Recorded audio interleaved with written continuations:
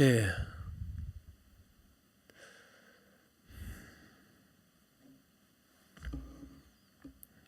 예.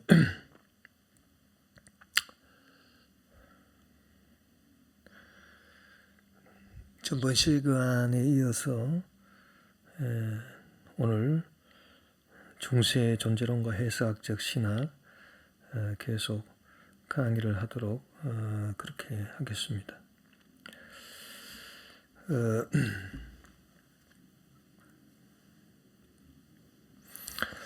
전번 시간에 우리가 얘기했던 것들을 다시 좀 복습을 하면서 또 새로운 얘기들을 해 나가도록 그렇게 하겠습니다. 전번 시간에 우리가 얘기했던 가운데 자인과 다자인, 자인이라고 하는 것이 그 다자인으로 다 표현되지 않는 그런 풍부한 신비를 갖고 있는 것이 존재다라고 하는 것을 우리가 얘기를 했죠. 그래서 그 자인의 그 풍부성이 다자인으로 되면서 하나의 현상으로 나타나는 것으로 진술이 되는데, 아우스자게가 되는데, 이 아우스자게가 됨으로써 그 A의 그 신비한 모든 것들이 B라고 하는, A는 B다라고 하는 진술을 통해서 하나의 현상, A의 풍부한 모든 신비가, 존재의 신비가 B라고 하는 하나의 현상으로 환원이 된다. 그래서 A가 B보다 훨씬 더 큰 것이었는데, 그 A가 B보다 훨씬 더 큰 것이 A가 B와 같은 것으로 되어버렸다. 그래서 아우스자학의 진술을 통해서 A는 B다 이렇게 되어버린 거죠. 그런데 원래 이 A라고 하는 것이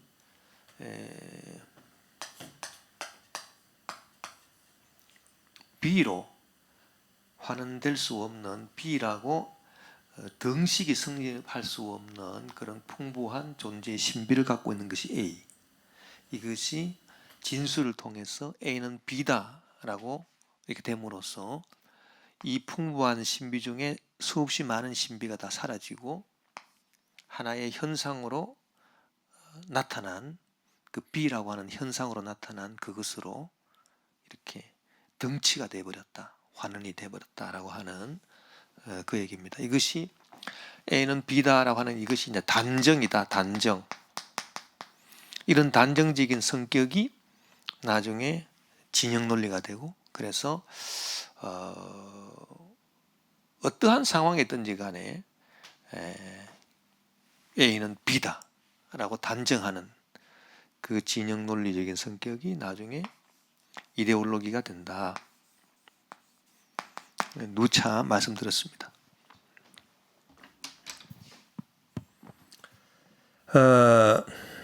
그래서 진술의 성격, 이데올로기의 성격으로 기우는 것, 이것이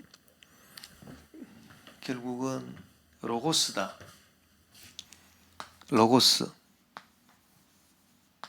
로고스 중심으로 나아갈 때 그 A는 B다, 단정적인 성격이 되고 이데올로기화되고, 로고스, 이성 중심, 논리, 이런 식으로 나갈 때 그렇게 되는 것이다. 그리고 논리나 이성 중심이라고 하는 것은 이 A라고 하는 사물 존재 중심이 아니라 A를 파악하는 인식 주체, 그래서 인위적인 것하고 연결이 될 수 있다.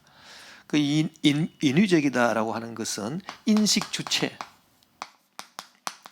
주체가 중심이 되어 있는 것이다. 이쪽으로 갈수록 단정이 되어서 진술이 단정이 되어서 이데올로기화 될수록 이성 중심, 논리 중심, 그리고 인식 주체 중심이다.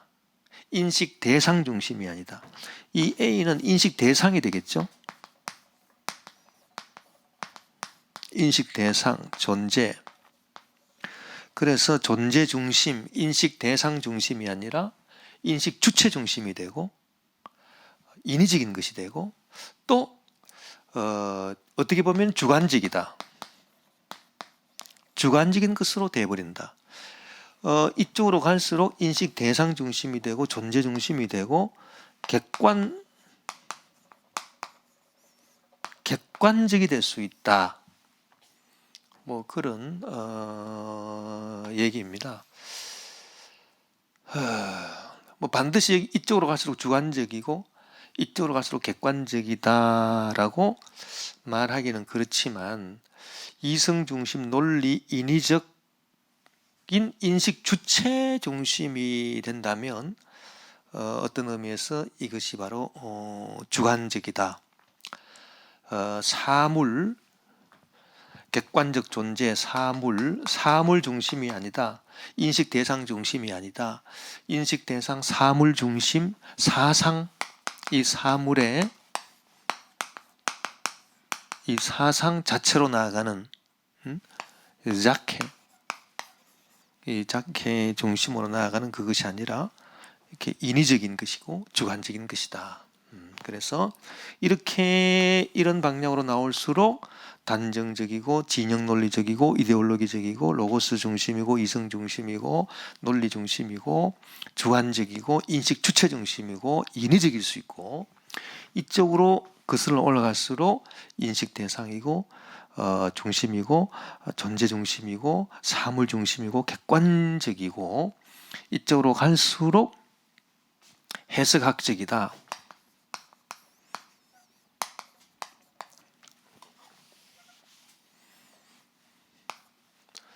그리고 이 존재의 신비 더 근원적으로 관계의 신비가 있다.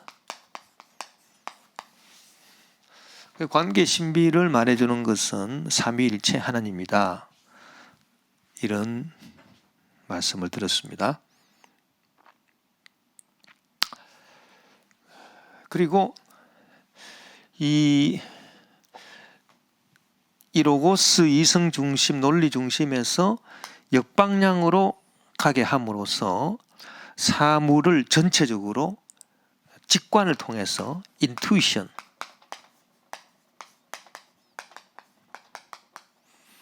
직관을 통해서 전체론적으로 홀리스틱하게 전체론적으로 사물을 전체론적으로 파악하게 하는 것이 바로 현상학이고 이 현상학은 이성 중심이 아니라 논리 중심이 아니라 직관 중심이기 때문에 체험, 어떤 느낌 이런 것들하고도 같이 하는 것이고 전체론적인 것이다. 아무래도 논리 중심이다 그러면 이건 분석적이다 그 말이죠. 분석적이다. 이렇게 쪼갠다 이 말이죠. 분석적이다. 그래서 애널리틱한 것이다. 애널리틱한 어널리시스 분석 애널리틱한 거지만은 그러나 이쪽으로 갈수록 홀리스틱 전체론적이다. 전체를 보고 전체를 직관하고 그 전체가 어떤 모습인가라고 하는 것을 이제 그 해석학적으로 드러내는 이 길목에 현상학이 있다. 이런 얘기들을 우리가 나누었습니다.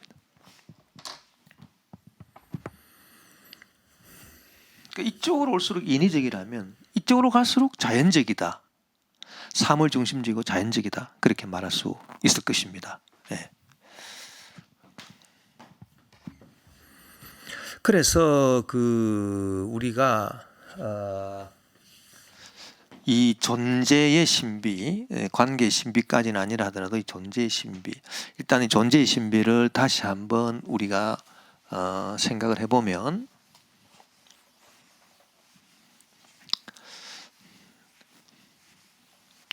그 기억이라고 하는 게 있거든요. 기억. 그 어거스틴의 고백록에 보면은 기억의 신비라고 하는 파트가 있습니다. 기억. 이 기억이라고 하는 것은 진술을 통해서 논리적으로 단정하고 이데올로기화되는 이런 것이 아니라, 기억이라고 하는 것은 우리 인간의 그 인식작용을 벗어나 있는 인식작용보다 더 근원적인 것이다, 기억이. 그래서 기억이라고 하는 것은 그 존재에 가까운 것이거든요. 존재가 있고 이 다자인, 현존재가 있다. 현존대 다자인, 자인. 이 기억은 자인에 가까운 거죠. 현존재화된 게 아닙니다. 네. 아우스 자학의 진술을 통해서 논리, 단정, 이데올로기 이렇게 나가는 그것이 아니라, 기억은 이 근원인 존재에 가까운 것이다. 존재. 네. 그래서 그 이쪽으로 나가서 진술이 되고 논리가 되고 단정이 될수록 논리적인데, 논리적이다라고 하는 것은 데카르트가 말한 코기토, 나는 생각한다, 이것입니다. 코기토 에르고 숨, I think, 나는 생각한다. therefore, 그러므로 I am, 나는 존재한다, 이거거든요. 그래서 나는 생각한다,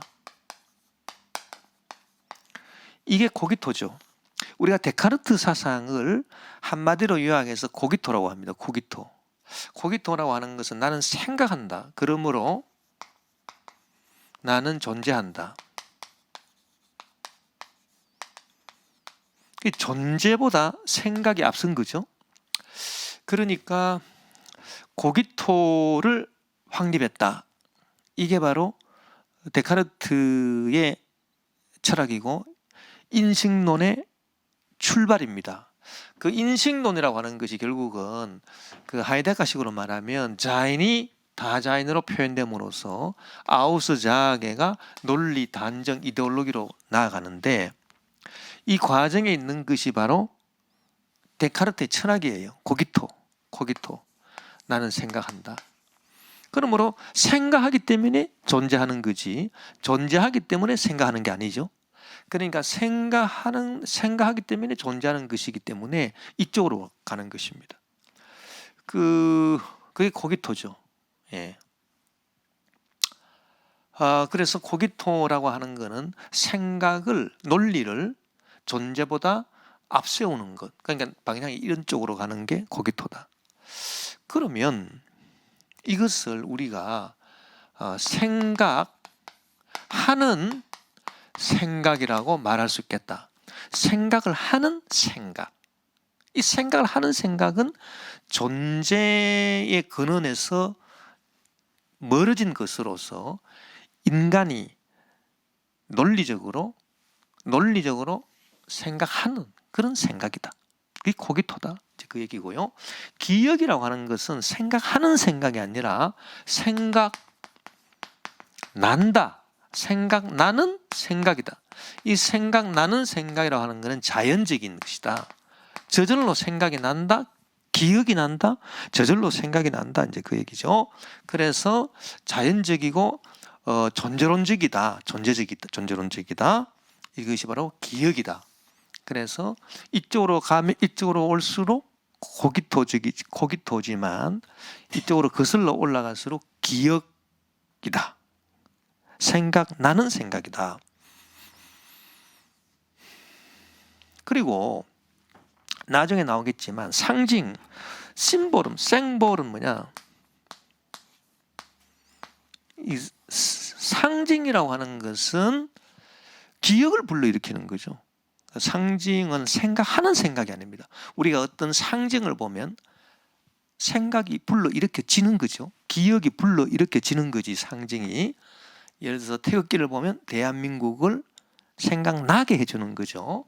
생각하는 생각이 아닙니다, 상징은. 그래서 폴 리케르가 말한 것처럼 르생볼, 상징은 donne à penser, 상징은 생각나게 한다. 상징은 생각나게 한다.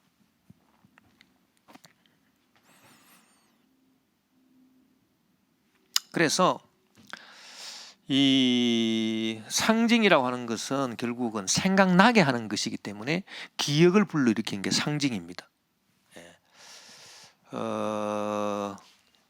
그래서 그 폴 리케르의 해석학은 이 상징을 통해 가지고, 상징을 통해서 이쪽으로 거슬러 올라가는 거기 때문에 거슬러 올라갈수록 뭐가 나오죠?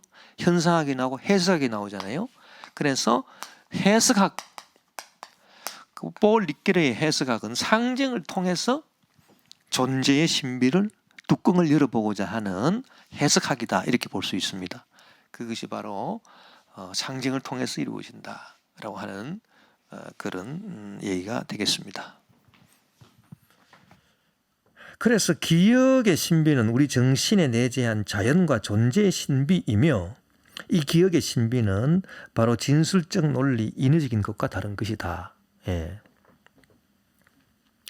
그래서 어거스틴이 그 고백록에서 말하고 있는 기억의 신비, 기억, 그 어떻게 해서 우리 속에 이런 기억이 있을까? 그 기억의 신비, 그 기억의 신비가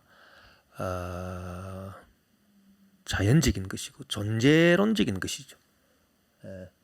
해석학적인 것과 연결이 되고 상징과 연결이 되는 것입니다. 그게 기억입니다. 그래서 기억, 생각나는 생각, 생각하는 생각이 아니라, 우리가 무엇을 생각한다 그러면 논리적으로 생각하게 돼 있죠. 이것은 이것고 저것은 저렇다, 논리적으로 따져서 애널리틱하게, 애널리시스, 분석, 생각하는 논리적인 그런 생각하는 생각이겠지만, 생각난다? 이거는 상징을 통해서 생각이 불러일으켜지는 것이고, 이것이 존재의 신비와 연결이 되는 것이다 라고 하는 것입니다.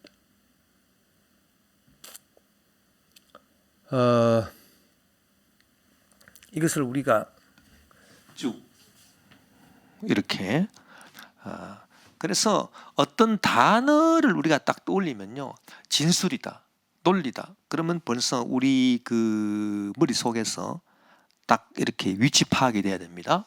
진술, 이것은 자인이 다자인화된 거, 자인을 다자인으로 표현한 것, 그 다음에 이건 논리, 단정, 이데올로기, 코기토, 다 이런 쪽이다.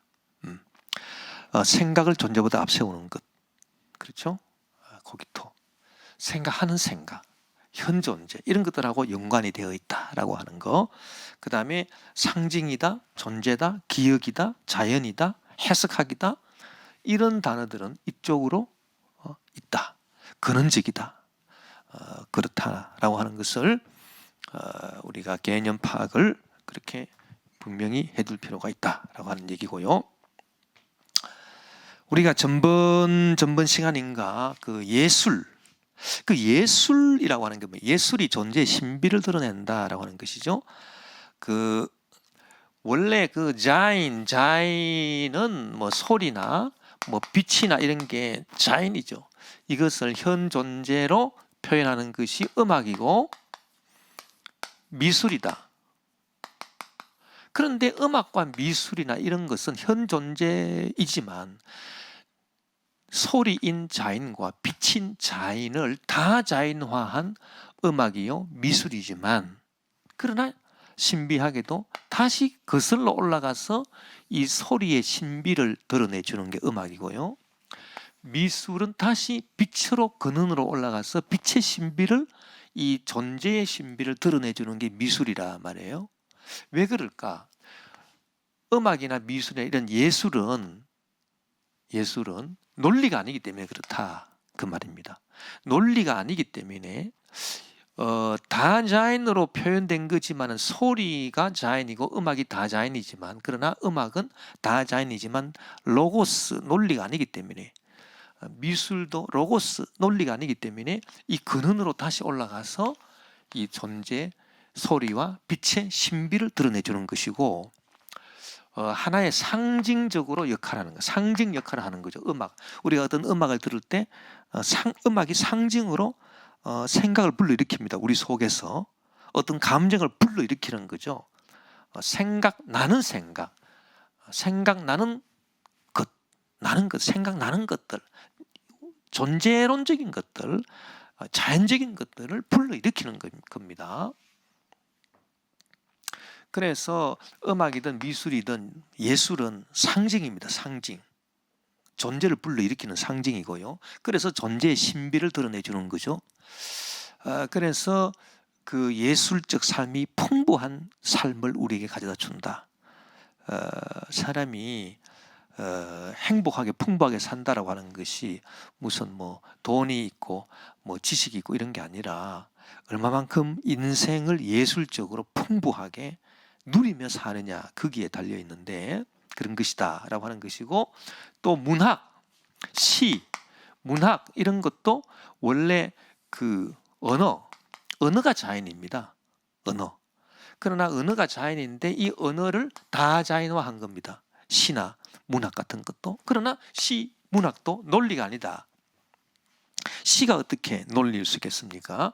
그렇기 때문에 다시 거슬러 올라가서 언어의 신비를 드러내주는 것이다. 그러므로 시나 문학도 상징이죠. 상징. 시는 상징 언어죠. 상징 언어. 그래서 상징 언어를 통해서 언어의 신비를 드러내주는 게 시, 문학이다. 그래서 존재의 근원으로 올라가서 신비를 드러내주는 것이 예술, 문학이다. 그런 얘기를 우리가 했습니다. 그렇다면은 우리가 그 미학적인 차원에서 이 하이데거의 자연과 다자연, 우리 이런 것들을 다 우리가 공부를 해보면 미학이 얼마나 철학적인데 근거하고 있는가라고 하는 걸 알 수가 있습니다.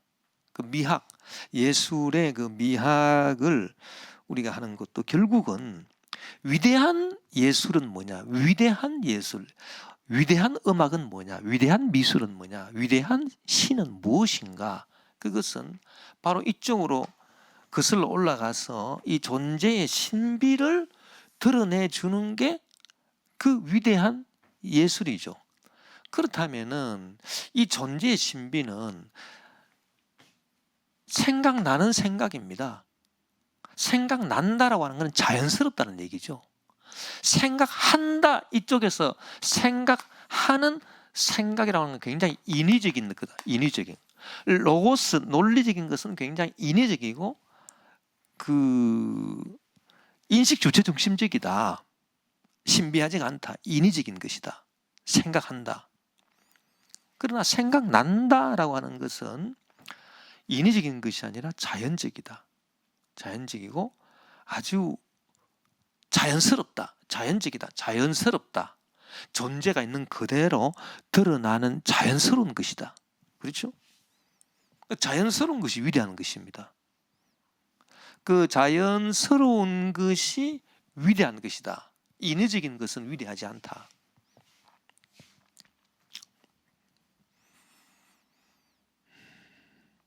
왜? 인위적인 것은 주관적일 수 있다. 아까 여기서 말했듯이 주관적. 주관적이다라고 하는 것은 공감을 불러일으키기 힘든 거죠. 그러나 자연스럽다라고 하는 것은 우리가 아까 전에 말했듯이 객관적인 것이다. 객관적이다라고 하는 말은 공감을 불러일으킬 수 있다는 얘기입니다. 그리고 이건 존재의 그 신비를 드러내주는 것이기 때문에 위대한 것이다. 위대한 예술이다. 공감을 불러일으킨다. 그런 것이죠. 그 실질적으로 우리가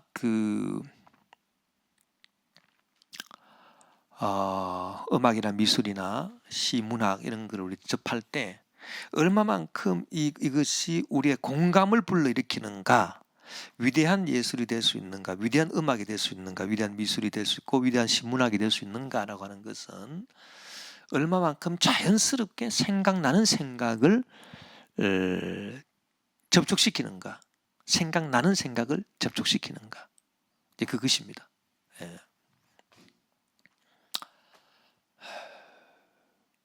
플라톤은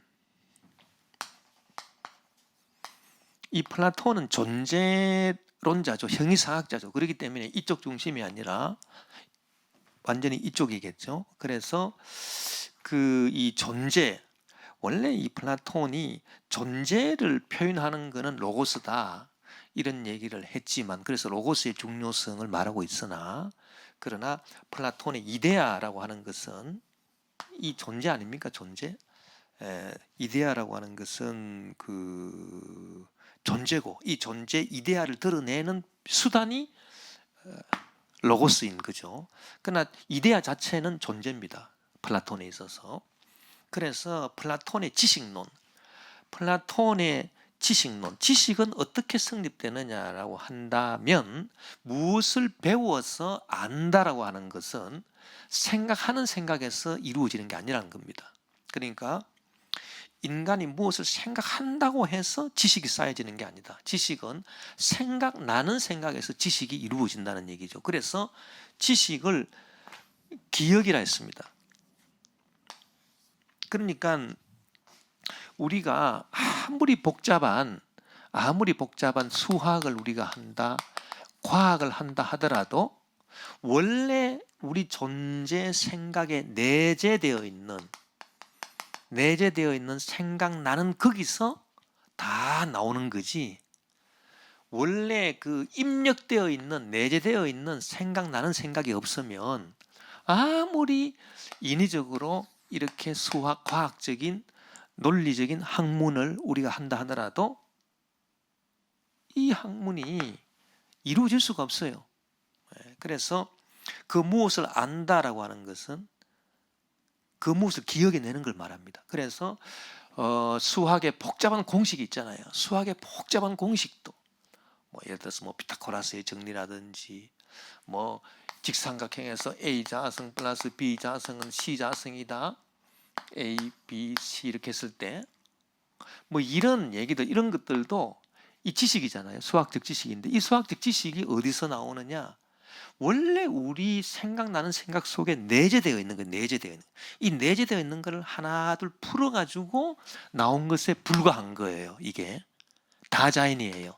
자인의 신비를 다자인화한 것이듯이, 그래서 이 원래 내재되어 있는 기억, 인간의 기억 속에 내재되어 있는 것을 하나둘 끄집어내는 것에 불과한 겁니다.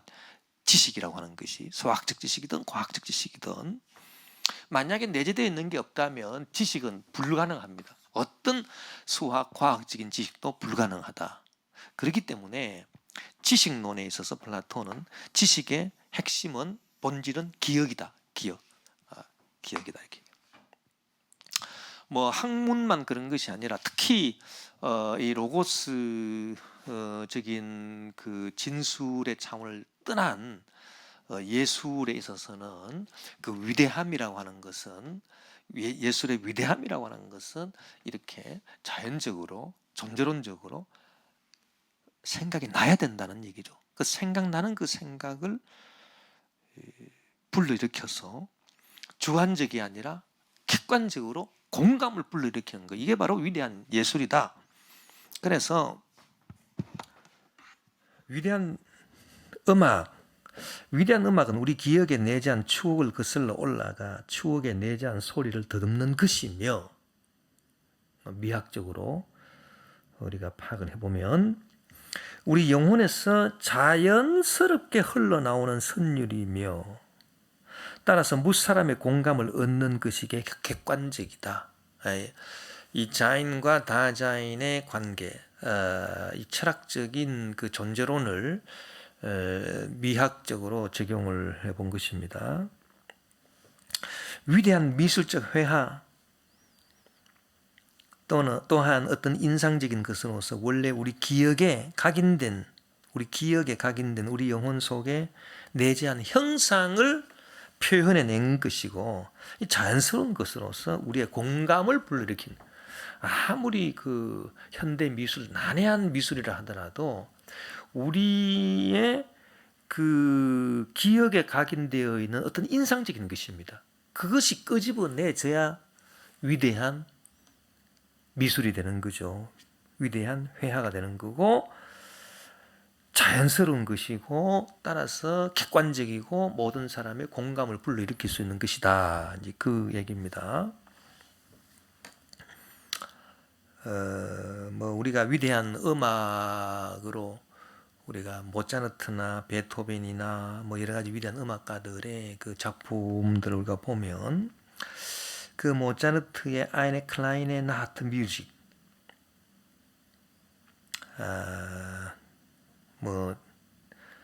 나트뮤직, 밤의 음악 이런 얘기인데 하나의 작은 밤의 음악 직역하면 우리가 이 클래식 우리가 잘 알고 있지 않습니까? 그 모차르트 그 생애를 그린 그 아마데우스라고 하는 그 영화에도 보면은 그 살리에리가 그 회고를 하면서 자기 작품하고 모차르트의 작품을 대조하면서 이 음악을 거론을 하는데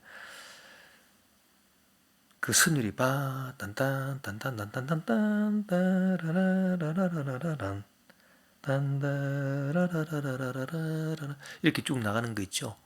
그래서 자연스럽게 이렇게 흘러나오는 것이기 때문에 한번 들으면 기억이 딱 이렇게 기억으로 나오는 거기 때문에 그거를 따라 할 수 있는 그런 거 굉장히 자연스러운 것이다. 단번에 기억이 잘 안 된다 하더라도 우리 기억 속에 내재해 있는 것을 끄집어내는 드뷔시의 음악 같은 거 이런 것들 우리가 감상을 해보면은 확실히 그 위대한 음악과 그렇지 못한 음악 사이의 차이점을 알 수가 있다는 얘기고요. 베토벤의 그 교향곡 5번 운명, 6번 전원, 9번 합창, 다 3번 영웅 다 위대한 작품입니다. 그 중에 그 교향곡 7번 보면은 그 2악장 그 선율이 이렇게 쭉 흘러나오는 걸 보면은 하나의 선율에서 다른 선율로 넘어갈 때에 그것이 우리 생각 속에 기억되어 있는 어떤 선율이 끄집어내는 듯한 그런 느낌을 우리가 많이 받습니다. 7번 그 2악장 이 부분을 딱 들으면 하나의 이제 선율하고 그 다음 선율이 이렇게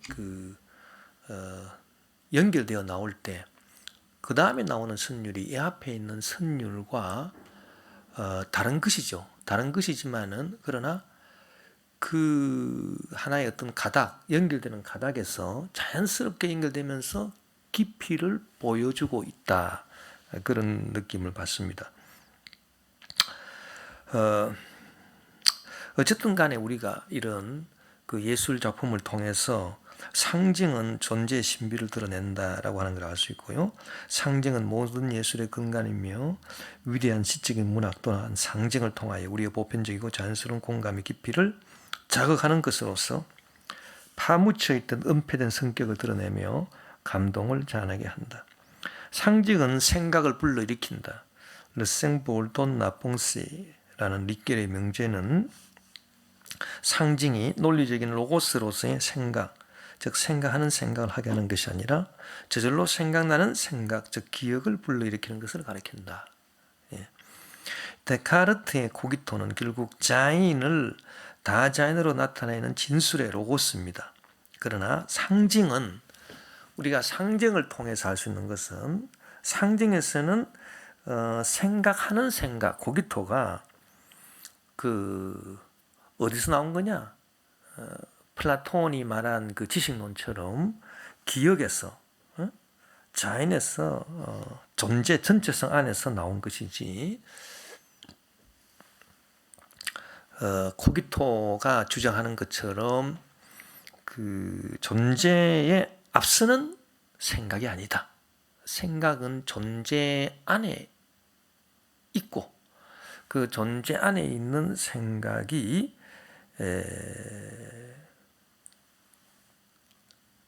존재에 대해서 진술하는 것이지, 존재를 떠나서는 생각이 있을 수가 없다라고 하는 것을 상징은 보여준다. 그 얘기죠. 그래서 상징이 없다면 그 우리 생각은 논리적인 것만 쫓아가기 때문에 고기토, 인간 생각이 먼저 있고 그 다음에 그 존재가 있다, 그렇게 말하게 될 것입니다. 그러나 상징을 우리가 고려해 보면 상징은 뭔 자꾸 생각을 하게 하는 것이 아니라 생각하는 생각을 그 논리적인 생각하는 생각을 만드는 것이 아니라, 상징은 생각난다. 저거 보니까 뭐가 생각나네? 저절로 생각난다. 태극기를 보니까 대한민국이 저절로 생각난다. 그래서 저절로 생각나는 생각, 즉 생각은 이 존재 안에 있다라고 하는 것을 상징이 우리에게 보여준다라고 하는 것입니다. 존재와 상징은 뭐 다르죠. 상징은 상징이고 존재는 존재입니다. 그러나 상징을 통해서 인간의 생각은 존재 안에 있다. 그래서 코기토의 논리적인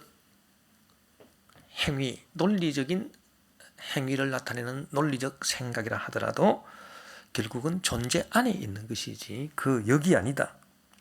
그 거꾸로가 아니다. 즉 생각이 먼저 있고 그 다음에 존재가 있는 것이 아니다 라고 하는 것을 알려준다, 그 말입니다. 그래서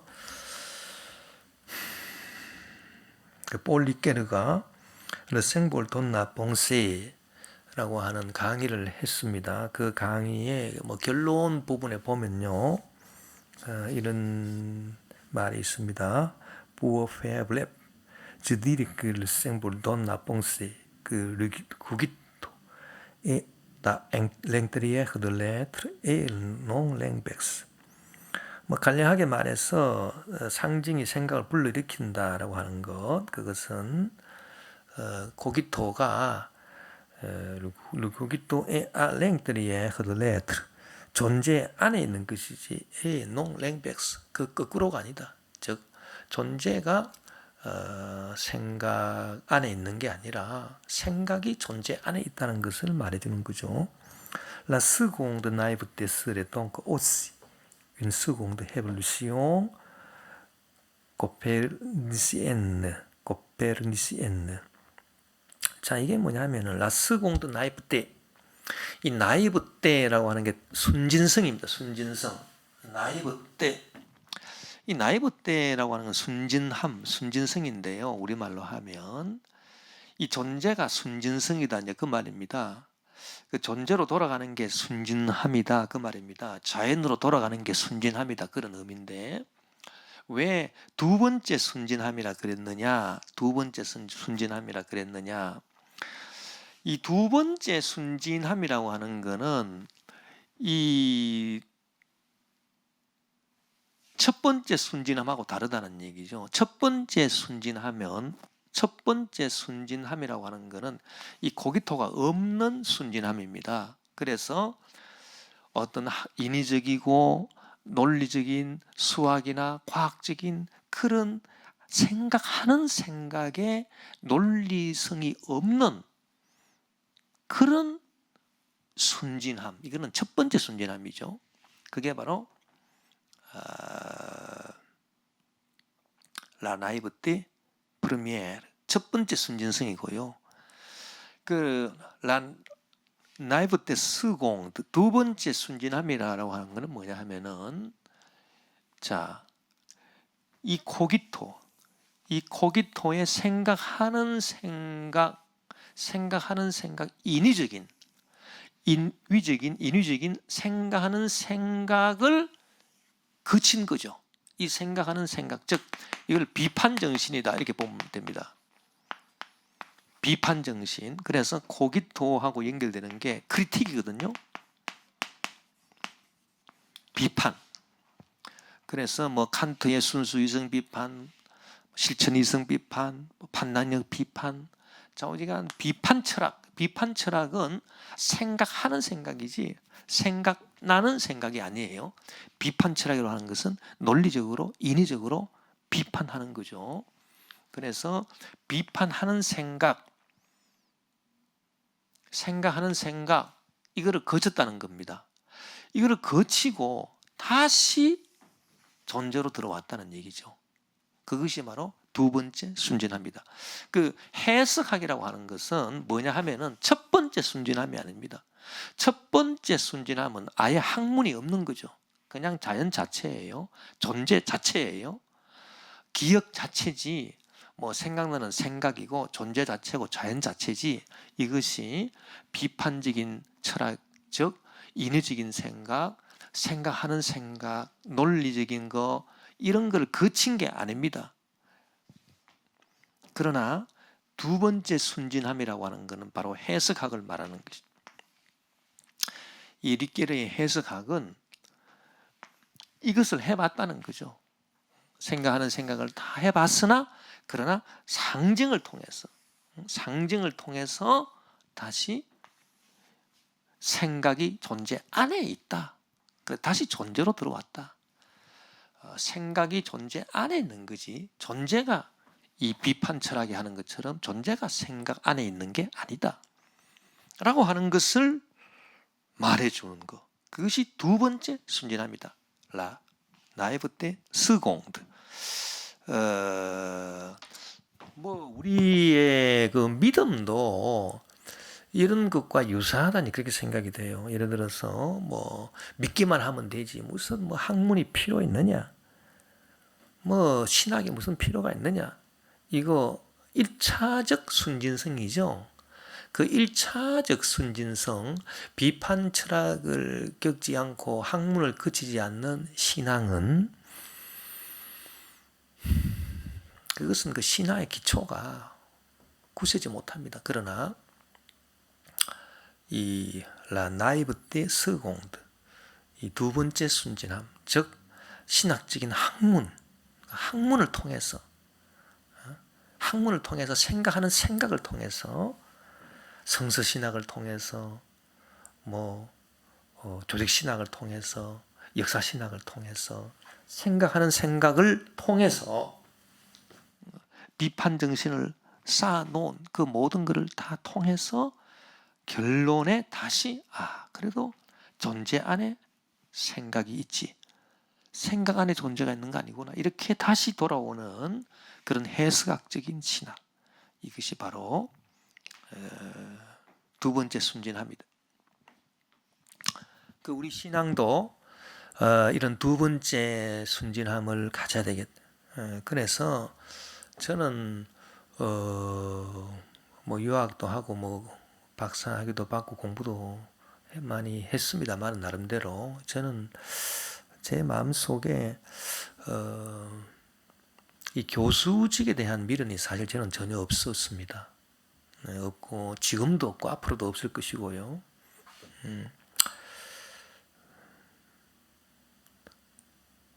저의 소원은 어떻게 하면 목회를 잘 하는가, 그리고 선교를 잘 할 수 있는가, 그게 제 소원이지. 왜냐하면 신학 그 자체라고 하는 것은 이 생각하는 생각이거든요.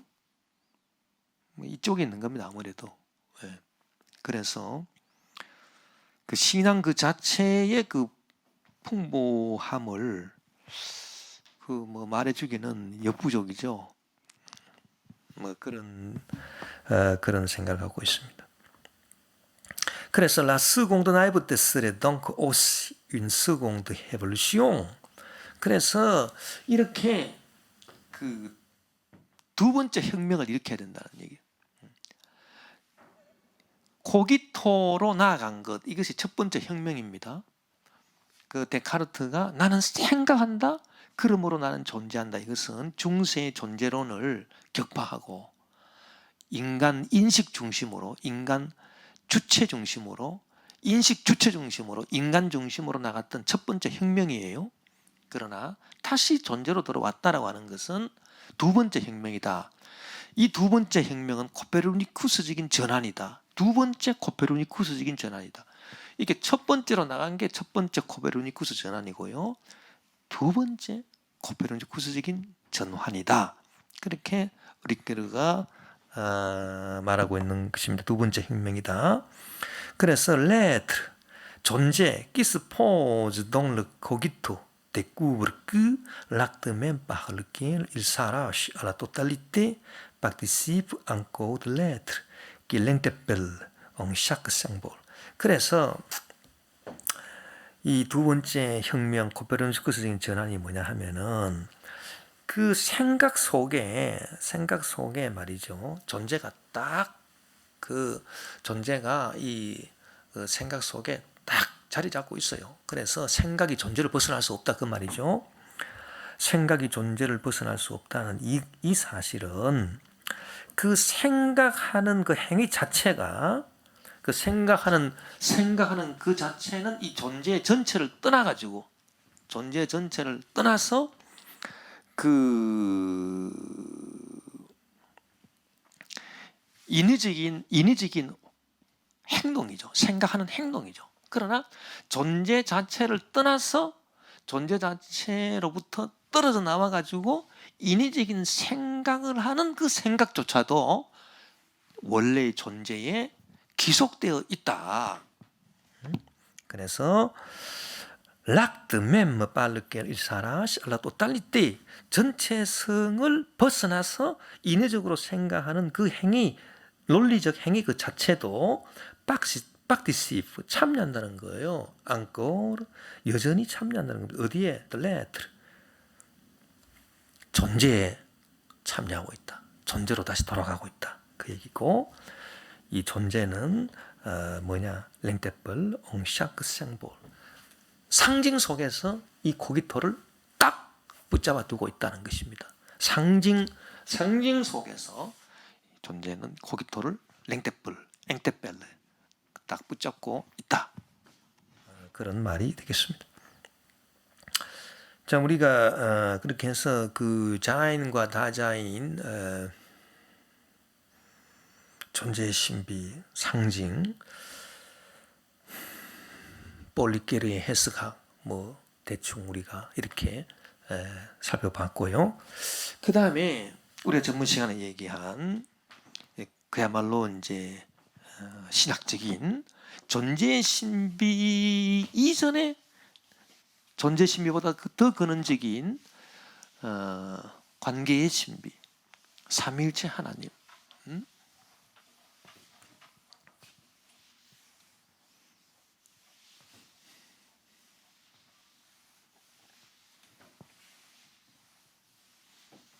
그 부분에 대해서 생각을 해보도록 하겠습니다.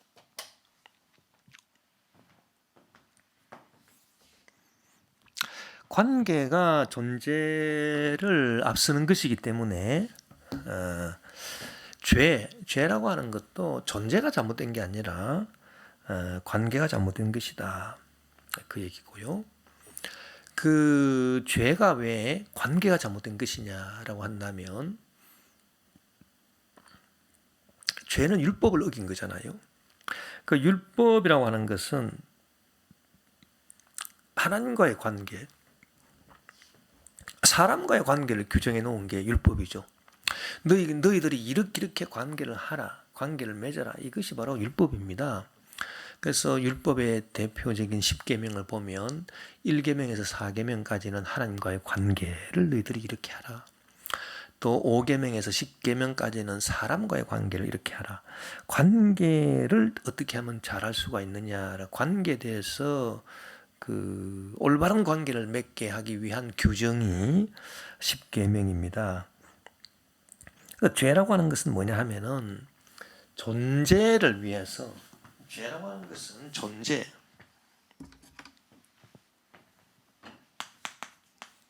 자기 존재를 위해서 존재 앞에 있는 관계를 무시하는 거, 이게 바로 죄예요. 우리가 중세 존재론적인 차원에서 죄를 우리가 철학적으로 규명해 본다면 이 존재에 욕심이 있거든요. 존재의 정욕. 그래서 우리가 신학적으로 그 단어의 위치 파악을 탁탁 할 줄 알아야 되는데, 존재 그러면 신학적으로는 사랑은 관계라 그랬잖아요. 사랑과 뭔가 이렇게 대치되는 개념이다라고 하는 걸 분명히 알 수 있습니다. 그래서 우리가 전문 시간에 공부했던 장 리크 마리옹의 Dieu sans l'être,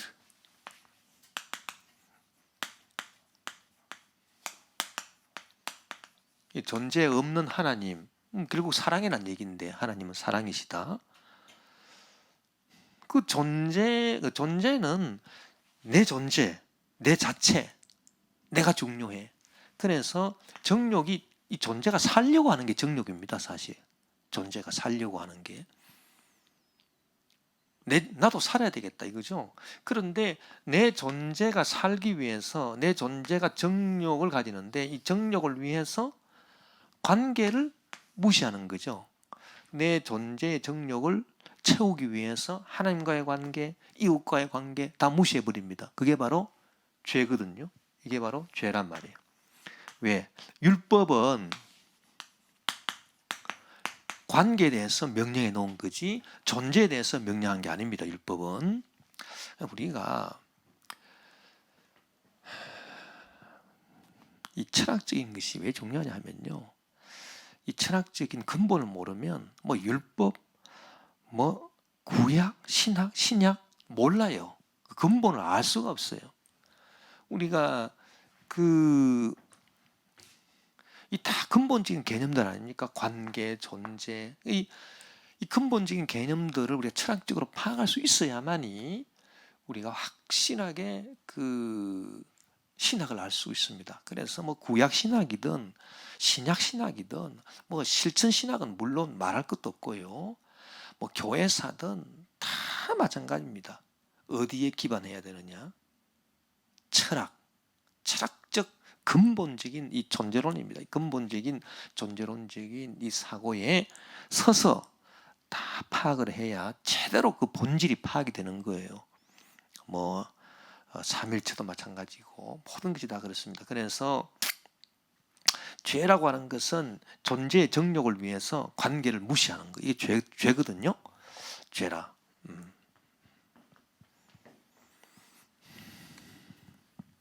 그래서 예수님께서 그 말씀하신 거 보면은 율법의 대강령으로 말씀하신 게 마태복음 7장 12절에 나와 있습니다. 그러므로 무엇이든지 남에게 대접을 받고자 하는 대로 너희도 남을 대접하라.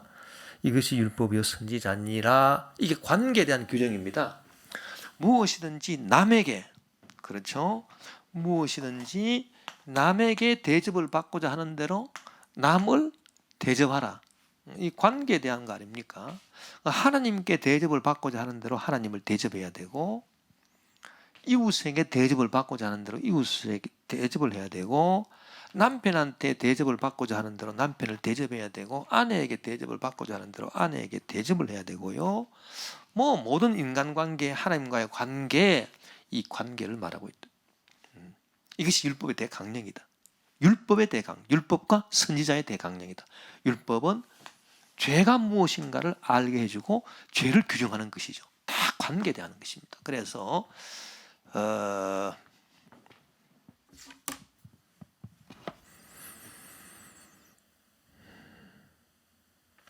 그 죄인들 보고 돌아오라라고 하는, 돌아오라라고 말씀하거든요.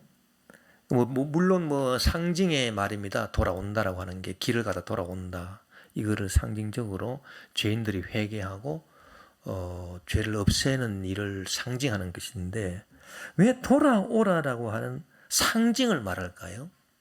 자, 스가랴 1장 3절에 보면 그러므로 너는 그들에게 말하기를 만군의 야훼께서 이처럼 이르시되 너희는 내게로 돌아오라. 만군의 야훼의 말이니라. 그리하면 내가 너희에게로 돌아가리라. 만군의 야훼의 말이니라. 돌아오라. 그럼 내가 돌아간다. 이게 무엇을 말하는 겁니까? 죄를 회개하라는 얘기인데요. 죄를 회개한다라고 하는 것이 돌아오라는 상징으로 표현이 되고 있거든요. 너희들이 돌아오라. 그럼 내가 돌아간다. 관계가 이제 회복이 된다. 그 관계 회복을 말합니다. 이사야 44장 22절을 내가 내 허물을 빽빽한 구름같이 내 죄를 안개같이 없이 하였으니 너는 내게로 돌아오라. 내가 너를 구속하였습니다. 이 말씀도 마찬가지고요. 그래서 우리가 폴 리케르의 그 악의 상징학 라 생볼릭 디 말, 우리가 전문 학기에 이것을 잘 심도 있게 다룬 적이 있습니다만 이 악의 상징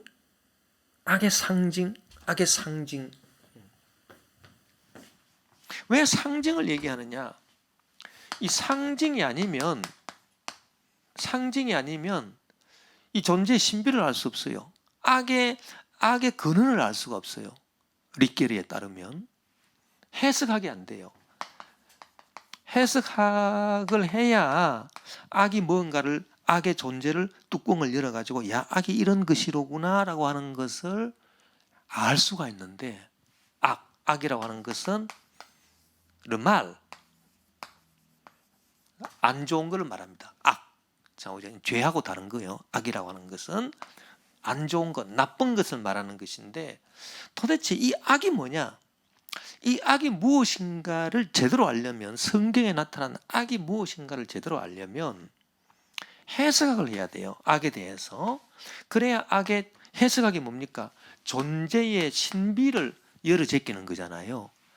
그 존재의 신비를, 악이라고 하는 이 악의 존재의 신비를 열어 보이게 하는 해석학을 해야 악을 제대로 알 수가 있는데, 이 악을 제대로 알게 해주기 위해서 해석학을 하게 해주는 도구가 아까 상징이라고 그랬습니다. 상징을 통해서 코기토가 상징을 우리가 통해서 보면은 코기토가 존재 안에 있구나라고 하는 걸 안다 그랬죠. 상징을 통해서 보면. 그러니까 상징을 통하지 않고서 그냥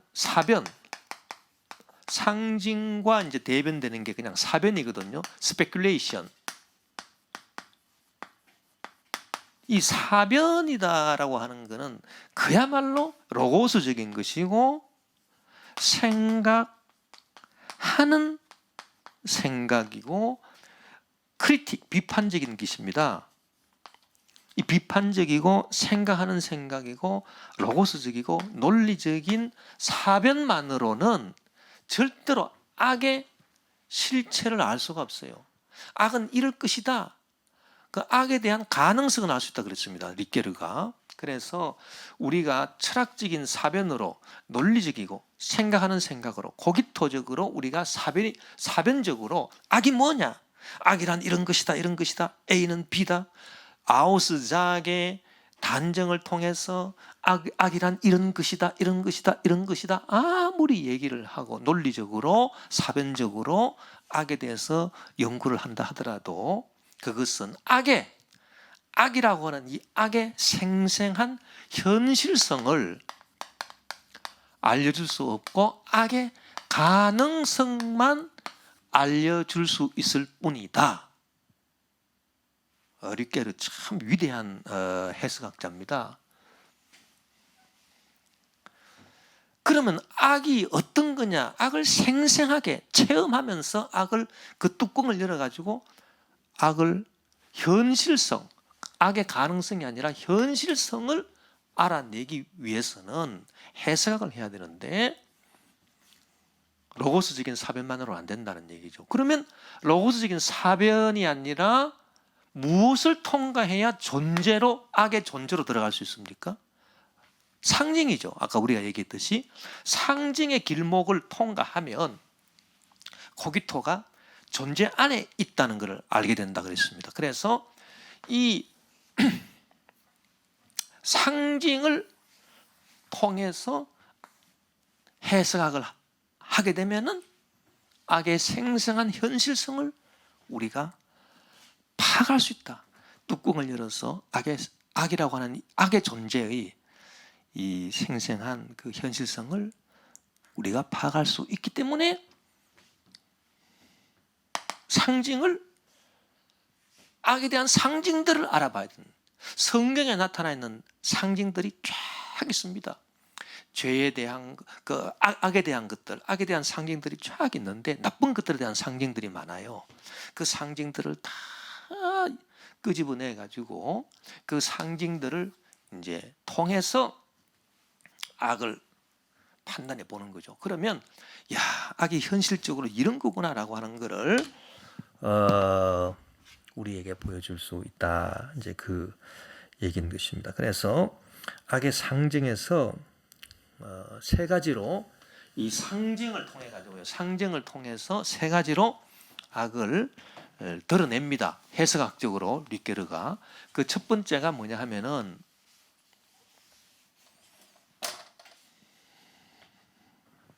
그 첫 번째가 악이라고 하는 것은 무슨 그 흠,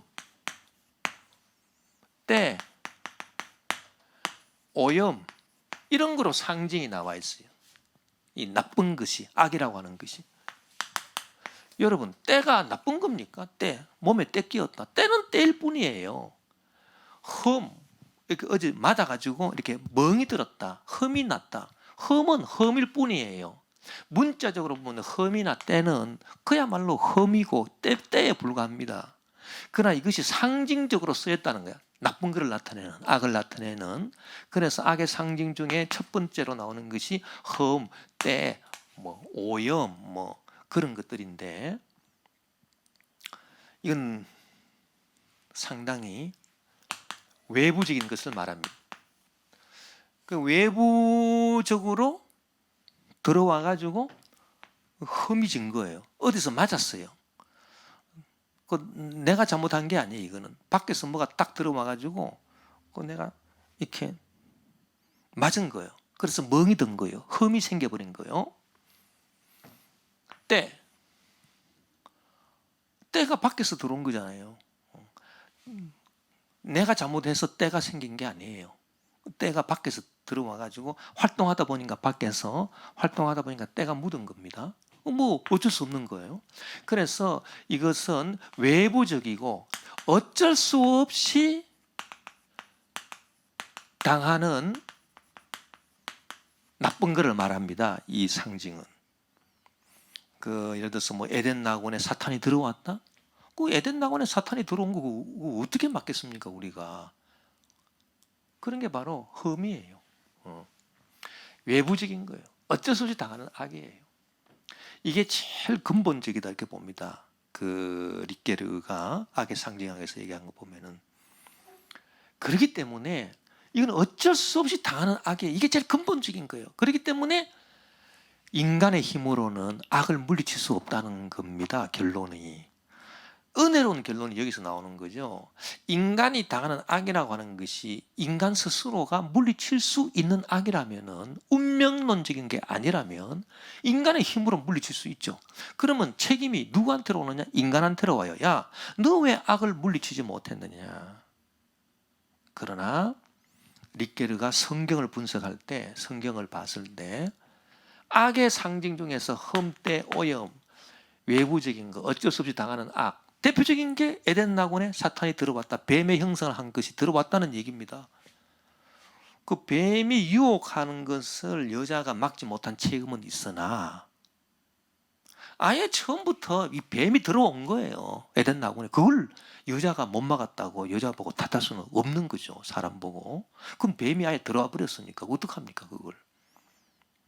뱀이 유혹한 것을 물리치지 못한 것은 사람의 책임이나, 그러나 뱀이 에덴 낙원에 들어온 것을, 그거는 어쩔 수 없습니다. 인간이 그 어쩔 수 없이 당하는 악이 가장 근본적인 악이다 이렇게 본 겁니다.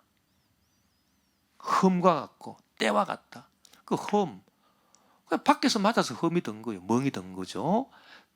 활동하다 보니까 때가 묻었어요. 내가 어쩔 수 없는 거야. 사람이 하루 살다 보면은 때가 묻게 돼 있죠. 저녁이 되면 씻어야 됩니다. 그 뭐 어떡합니까? 내가 뭐 잘못해서 때가 묻었습니까? 아무리 깨끗한 옷을 입고 있어도 살다 보니까 옷에 때가 묻었습니다. 어쩔 수 없이 당하는 악입니다.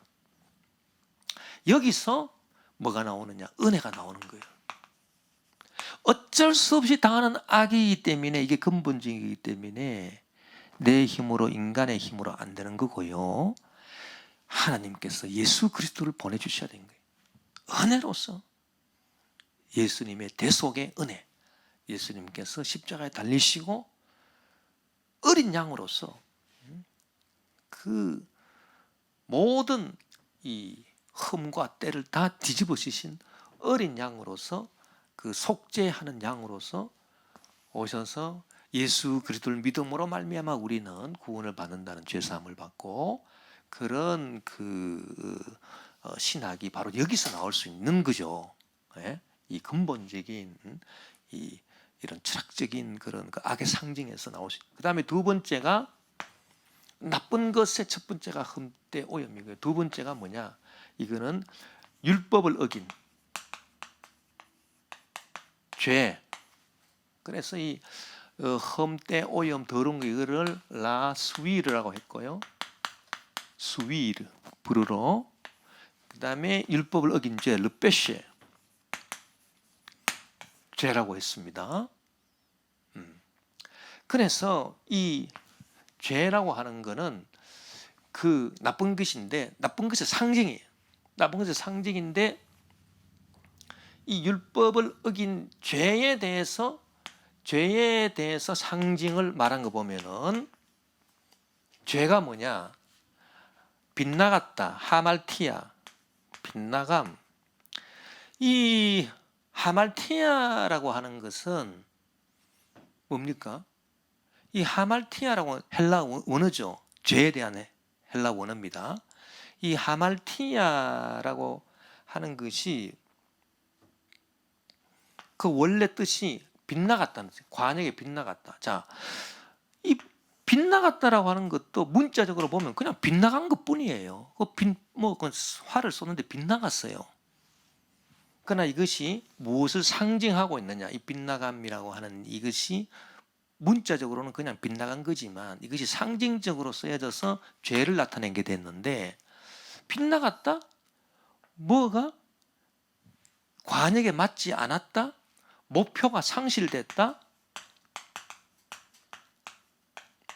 그 방황을 한다? 뭐 이런 상징들이 다 이 율법을 어긴 죄에 해당되는데, 빗나갔습니다. 빗나갔으니까 다시 이렇게 빗나가지 않도록 해야 된다는 얘기고, 목표를 상실했으니까 다시 목표를 맞추어야 된다는 얘기고, 방황을 하니까 방황을 거치고 돌아와야 된다는 얘기가 되겠죠. 이런 것들이 결국은 무엇에 대해서 말해주고 있느냐? 관계. 아까 내가 여러분에게 말씀드린 대로 죄라고 하는 것은 존재를 위해서 관계를 희생시킨 것, 관계를 무시한 것. 그 관계를 회복하는 것이 바로 그 죄를 극복하는 거예요. 그래서 빗나갔다, 목표다, 상실이다, 방황이다, 뭐 나를 떠났다, 너희들이 나를 떠났어. 죄 지은 사람 보고 나를 떠났다는 상징을 쓰거든요. 돌아오라, 회개하라, 이것을 돌아오라는 상징으로 말하고 있거든요. 전부 다 관계에 대한 회복을 말해주고 있는 거죠. 그래서 죄는 관계를 어긴 것이고, 그리고 그 관계 회복이 죄를 회개하고 돌아오는 것이다. 죄라고 하는 것은 어떤 흠이나 때와 같은 실체가 아니라 관계의 결여, 관계가 없어짐, 관계가 끊어짐, 그런 것이죠. 그래서 이 흠의 상징이 가장 근본적이고, 그 흠의 상징은 외부적인 거고 어쩔 수 없이 당하는 악인 반면에 이 율법을 어긴 죄라고 하는 것은 하나님과의 관계가 실종된 것, 사람과의 관계가 실종된 것. 그래서 이 흠에서 죄로 넘어오면서 우리는 무엇인가 객관적으로 외부에서 온 그 무엇인가 있는 것, 즉 실제적인 것에서 무엇인가 없는 것, 관계의 결여로 변화가 되고요. 그리고 그 관계의 결여로 버림받은 인간의 모습, 버림받았다라고 하는 것은 흠이 묻었다, 때가 묻었다, 그거하고 다르죠. 버림받았다라고 하는 것은 누구로부터 버림받았다. 관계가 끊어져 가지고 야, 나는 더 이상 너를 상대하지 않겠다. 이게 버림받는 거죠. 그래서 관계의 결여로 버림받은 인간의 모습은 바람과 같고 그의 날은 지나가는 그림자와 같다. 시편 113편 4절. 그래서 이런 것이 바로 이제 그 두 번째 악의 상징으로 죄라고 하는 것이 바로 하나님과의 관계 단절, 사람과의 관계 단절, 이것을 말해주고 있다. 그래서 빗나감의 상징이나 방황의 상징이나 뭐 떨어져 나감의 상징, 이런 것들이 죄를 말해주고 있는데, 이런 떨어져 나갔다는 이런 것들이 말하는 상징은, 그런 것들이 상징하는 것은 관계가 어그러졌다, 관계가 끊어졌다, 이런 거거든요. 그게 악이다는 얘기고요. 그 세 번째 악은 여기서는 아직 거론을 안 했습니다만은 죄책감,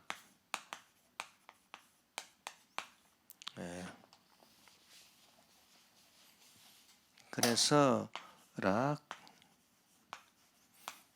낄바빌리떼라고 하는 이 죄책감을 이제 말해주고 있어요. 이 죄책감이라고 하는 것은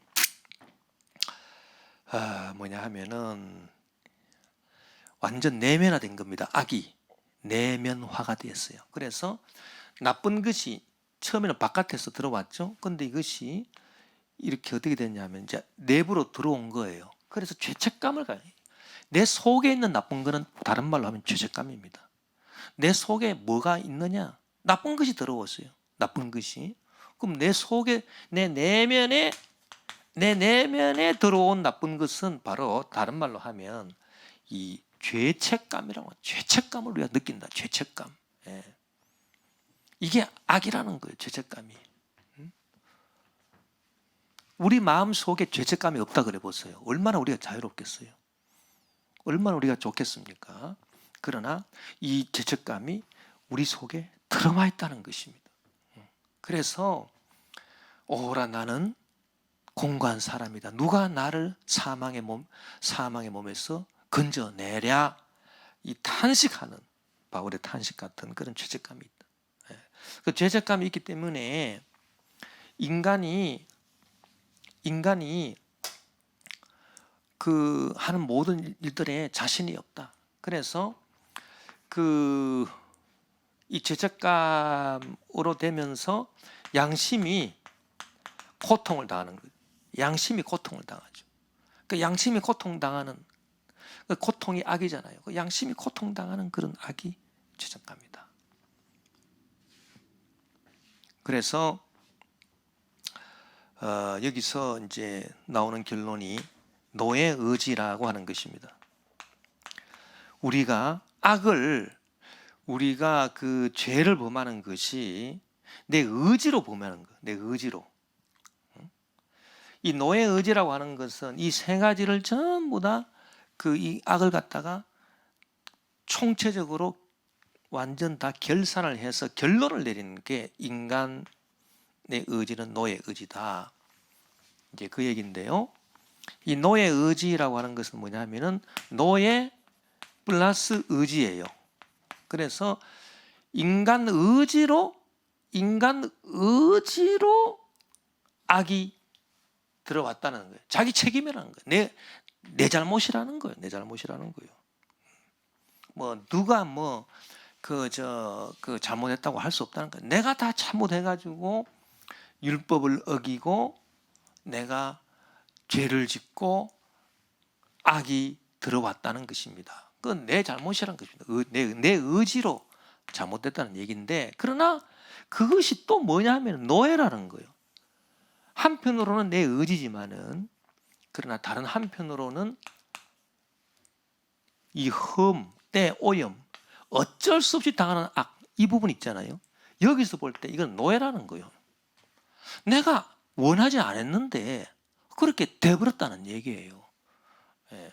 그래서 한편으로 자기가 의지해서 악이 들어왔는가 하면, 한편으로는 자기가 원치 않는데 이 어쩔 수 없이 당하는 악에 의해서 노예가 돼가지고 그렇게 또 자기가 악을 체험하게 됐다. 그 얘기입니다. 그래서 이 모순적인 게 같이 있어요. 모순적인 것이. 그 모순적인 것이 같이 있다라고 이렇게 드러내 준 겁니다. 그 인간이 당하는 악을 이렇게 그 상징을 통해서 해석학적으로 뚜껑을 열어보니까 이런 모순적인 것들이 있더라는 얘기예요. 악이라고 하는 것은 인간이 자기 의지로 율법을 어기고 자기 의지로 죄를 지어가지고 죄책감을 갖고 그 양심이 고통을 받고 그런 게 있는가 하면, 또 노예, 자기는 원치 않는데 외부적으로 어쩔 수 없이 들어온 그런 것들이 또 있더라. 이 두 가지가 같이 모순된 것들이 있더라. 그것을 드러내 보여주는 그것이 리케르의 악의 상징학. 그래서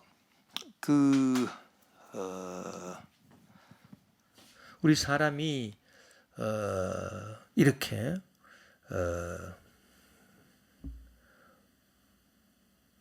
악을 체험하게 되는 것인데, 우리가 말한 것은 이 세 가지 중에서 이제 죄, 율법을 어긴 죄, 이거는 관계의 실종이다 라고 하는 것을 알 수가 있습니다. 그러면 사랑은 뭐냐? 사랑은 관계를 회복하는 것이 사랑이죠. 전문 시간에 말씀드린 것처럼 언어다. 언어는 존재가 아니라 그랬습니다. 언어는 존재가 아닙니다. 스프라케라고 하는 것은 누구에게 대해서 말하는 거기 때문에 벌써 관계를 말하는 거고요. 사랑도 존재가 아니라 관계라 그랬습니다. 이건 뭐 잘 아는 얘기고, 언어도 관계라 그랬거든요. 그래서 사랑을 통해서 관계를 회복할 수 있다. 그래서 죄를 범했다? 그러면 어떻게 할 것인가? 죄를 범해서 하나님과의 관계가 끊어지고 사람과의 관계가 끊어졌다. 어떻게 해야 될 것인가? 사랑을 해야 됩니다. 다시 하나님을 사랑하고 다시 이웃을 사랑하는 그 관계 회복을 해야 된다. 이제 그 결론이 나오게 되는 것입니다. 5분 쉬었다가 하겠습니다.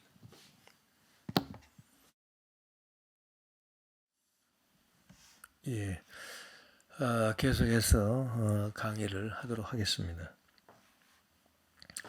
그래서 그 관계를 회복하기 위해서는 사랑을 통해서 관계가 회복된다. 그 얘기입니다. 로마서 13장 8절에서 10절에 보니 피차 사랑의 빛 외에는 아무에게든지 아무 빛도 지지 말라. 남을 사랑하는 자는 율법을 다 이루었느니라.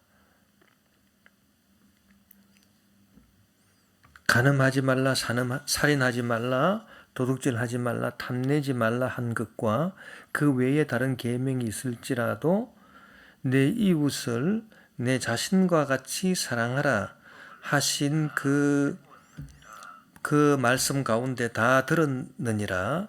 사랑은 이웃에게 악을 행하지 아니하나니 그러므로 사랑은 율법의 완성이니라 그랬습니다. 그래서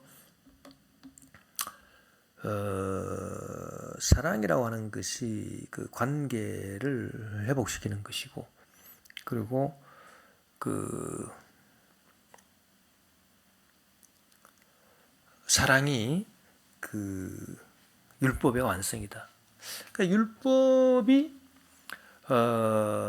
결국은 율법이 그 관계를 잘 하라고 주어진 게 율법이라 그랬죠.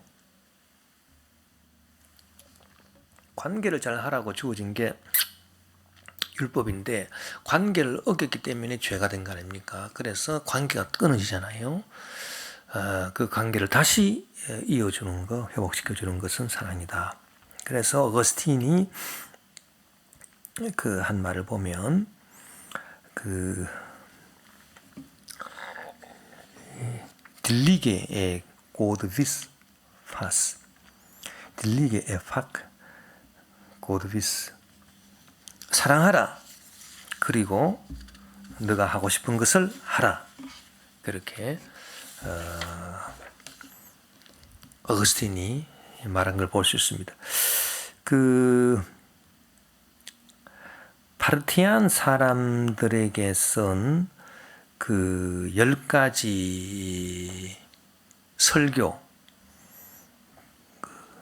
요한의 서신에 대한 10가지 설교, 그 10가지 설교 중에 그 7번째 설교의 그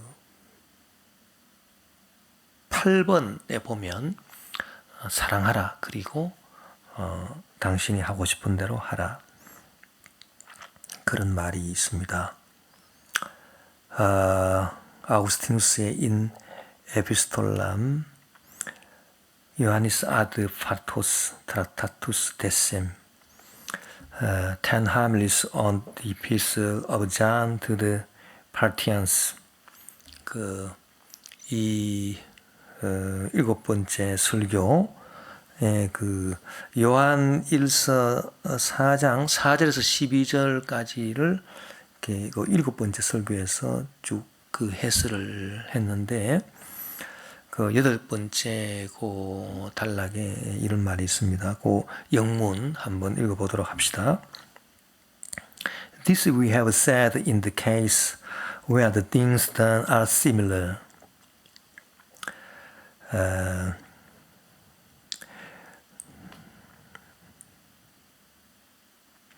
In the case where they are diverse, we find a man by charity made fierce, and by iniquity made winningly gentle. 그래서 우리가 어떤 일들이 비슷하게 행해진 그런 케이스들을 우리가 이제 잘 살펴보면 다양한 종류가 있는데, 사람이 그 사랑을 갖고도요, we find a man by charity made fierce. 사랑으로서 아주 좀 난폭하게 된 경우가 있고요. 속은 사랑하는데 이제 겉으로 이제 난폭하게 된 거예요. 그리고 and by iniquity made winningly gentle.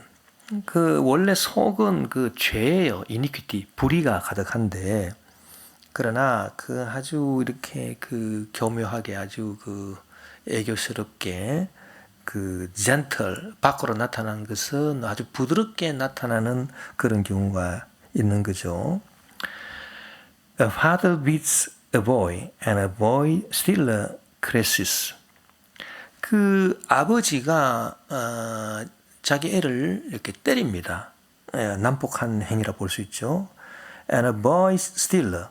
그리고 이 애를 유혹하는 사람은 이 애를 caresses 이렇게 싹 이렇게 살살 이렇게 애무를 해주는 거죠.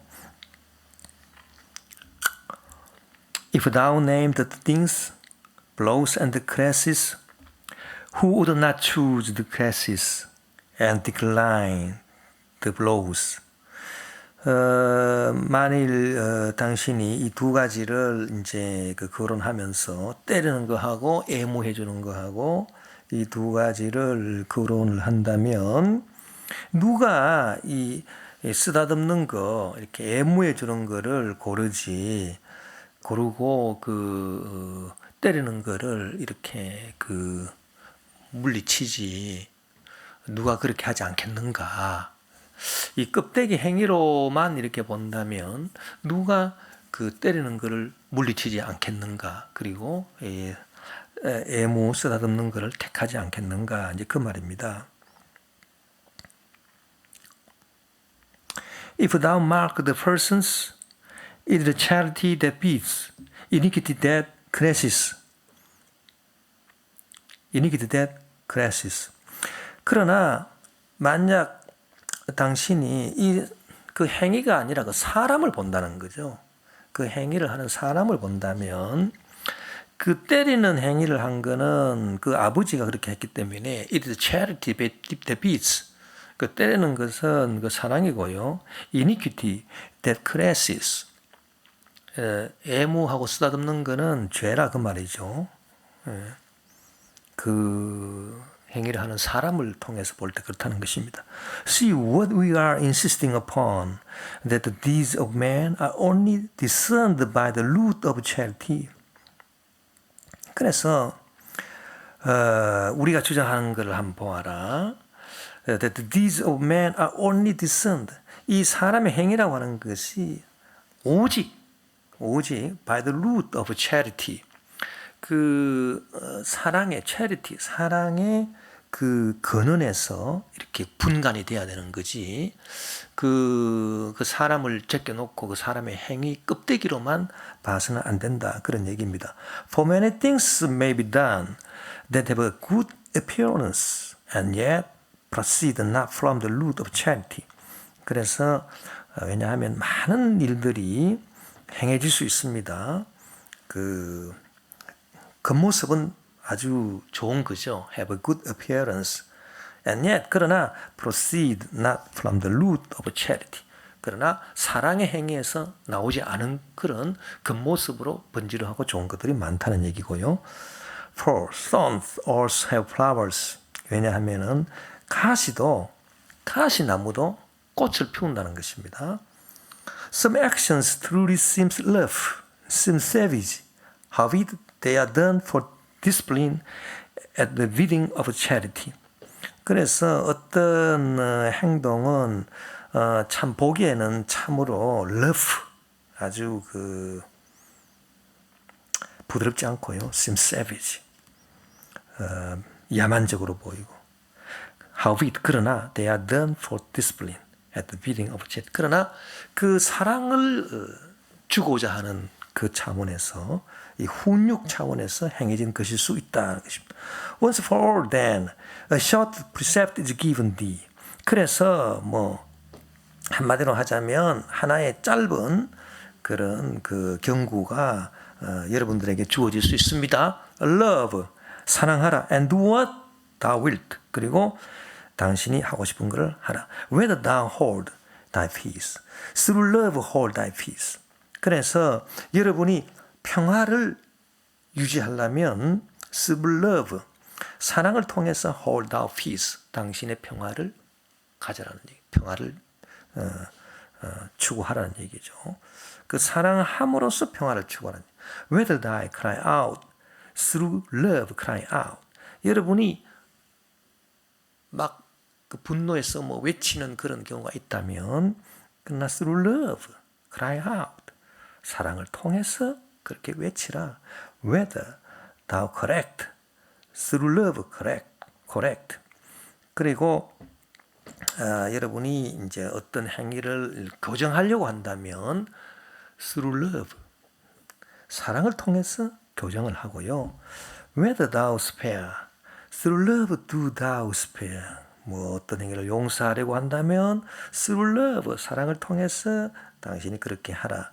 Let the root of love be within. Of this root can nothing spring but what is good.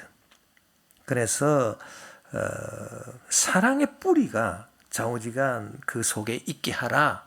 Of this root, 이 사랑의 뿌리로서는 can nothing spring but what is good. 좋은 것 외에는 우러나올 수 없다. 좋은 것만 이 사랑의 뿌리에서 우러나오는 것이지. 이 사랑의 뿌리로부터는 can nothing spring but what is good. 좋은 것 아니면은 우러나올 수가 우러나올 수가 없기 때문이다. 뭐 그런 얘기입니다. 아주 참 그 사랑이 관계에 있어서 얼마나 중요하고, 그리고 사랑으로서 나오는 행위가 얼마나 중요한가. 이 겉모습이 중요한 것이 아니라 그 속에 그 사랑이 있어야 된다라고 하는 것을 얘기해주고 있습니다. 그런 사랑으로 인해서 그 하나님은 삼위일체를 이루고 계신다라고 하는 것이고요. 우리가 전번 시간에 이제 알아봤습니다. 그래서 우리 사람에게 있는 삼위일체의 흔적이 있느냐? 있습니다. 그것이 바로 지성과 기억과 의지. 자, 이 관계적 존재라고 했어요.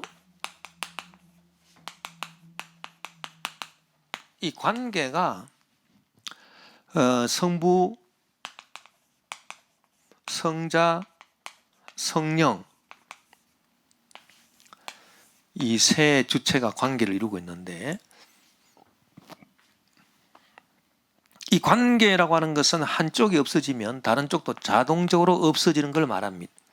아버지가 없는데 아들이 있을 수 없고요. 아버지가 없으니 아들도 없고, 아버지와 아들이 없으니 아버지와 아들에게서 나오는 성령도 없습니다. 또 아버지가 있다. 한쪽이 있으면 다른 것이 다 있는 걸 또 말해요.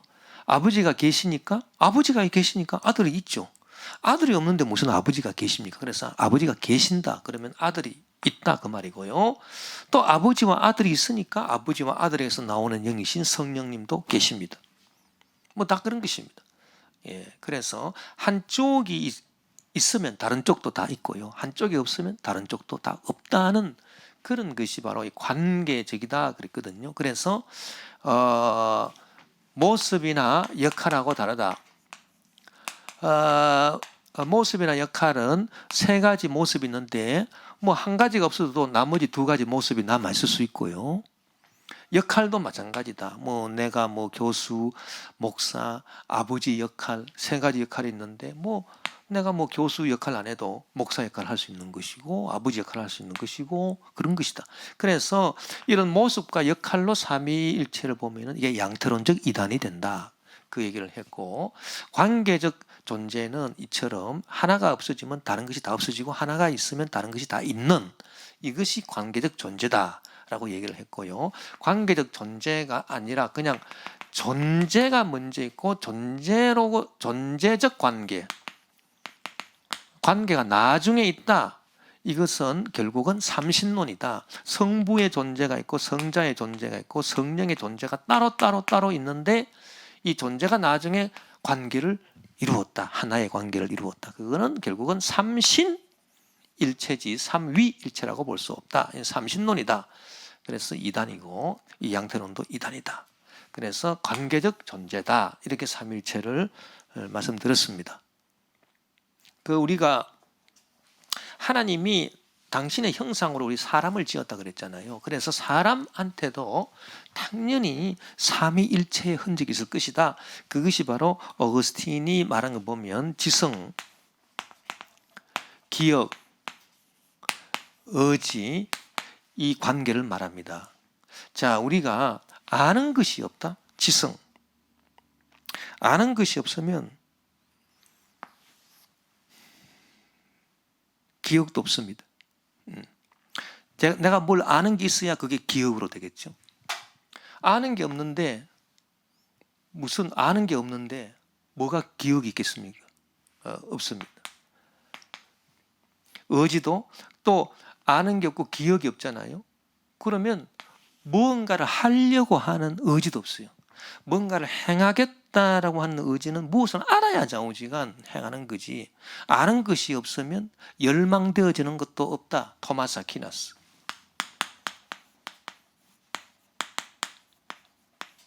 토마스 아퀴나스가 그 아는 것을 중요시해서 말하기를 아는 것이 없으면 열망되어지는 것도 없다. 뭐 그렇습니다. 그래서 아는 것이 없으면 의지도 없다 이제 이 얘기고요. 예. 그 반대로 기억이 없다고 합시다. 기억이 없어? 뭔가 생각나는 기억이 없어? 그럼 무엇을 알 수 있겠습니까? 뭘 안다라고 하는 것은 기억을 떠올리는 작업이 기초가 돼야 되는 것인데 우리가 아까 전에 봤듯이 기억이 없다? 그럼 아는 것도 없는 거죠. 아는 것도 없으면 뭐 의지할 수도 없는 거죠. 그 반대로 지성이 있다. 아는 것이 있다? 그렇다면은 지성의 기초가 되는 기억도 있다는 얘기고요. 지성이 있고 기억이 있어요. 아는 것이 있고 뭔가를 기억하는 것이 있다면 기억이라고 하는 것은 자 보세요. 기억이라고 하는 것은 뭔가 불러일으키는 게 기억이잖아요. 그냥 알기만 하고 의지가 없으면 기억이 안 나오죠. 기억한다라고 하는 거는 뭔가가 이렇게 생각이 불러일으켜지네? 불러일으키고자 하는 그런 의지가 있어야 기억이 나오는 거 아닙니까? 아무 의지도 없는데 무슨 기억이 생깁니까? 내가 기억하고 싶어야 기억이 떠오르는 거지. 뭔가 이렇게 의지가 작용해야 기억이 떠올라지는 거죠. 그래서 기억이 있다라고 하는 것은 의지도 있다는 얘기고, 또 기억이 있다라고 하는 것은 의지가 있을 뿐 아니라 기억이 있으니까 지성도 아는 것도 있는 것이고, 뭐 그런 것입니다. 만약에 또 의지가 없다면 뭔가를 이렇게 불러일으키고자 하는 의지가 없어요. 그러면 기억도 없는 것이고 기억도 없으면 지성도 없는 것이고 좌우지간 지성과 기억과 의지가 이와 같이 삼위일체적 관계적 존재다. 그렇게 우리가 볼 수 있고 이것이 사람 속에 있는 삼일체 흔적이다. 요한 10장 30절에 나와 아버지는 하나입니다. 에고 에파테르 우눔 수무스. 수무스라고 하는 것은 복수를 나타내는 동사거든요. 그래서 영어로 말하면 we are 이런 뜻입니다. we are, R입니다. R.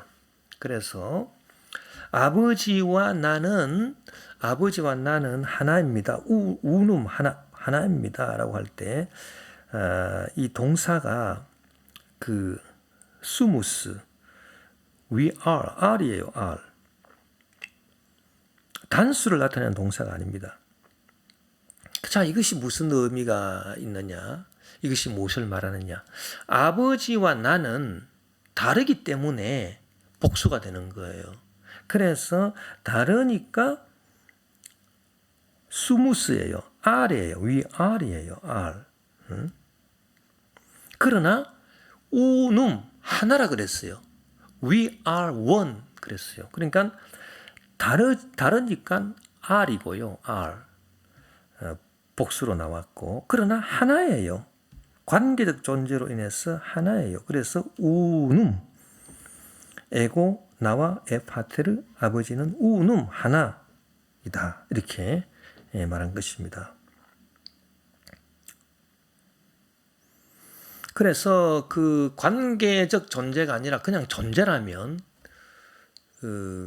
우리는 둘이다. We are two 그렇게 말했을 것입니다. 그러나 we are one. 그러니까 관계적 존재니까 우리는 하나다. 그리고 we is one이 아니죠. 단수가 아니라는 거예요. we are R이나 왜 R이냐? 다르니까 R인 거죠. 그래서 we are one, we is one이 아니죠. 말이 안 되죠. 그래서 관계적 존재이기 때문에 실체는 하나다. 만약에 성부도 존재요 성자도 존재라면 실체가 둘인 셈이죠. 하나가 아니죠. 그러나 관계적 존재이기 때문에 실체가 하나이다. 나와 아버지는 하나입니다. 그래서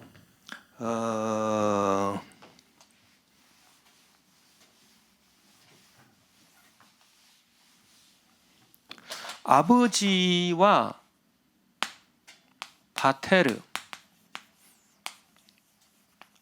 에고 아버지와 나는 관계적 존재로서 하나다.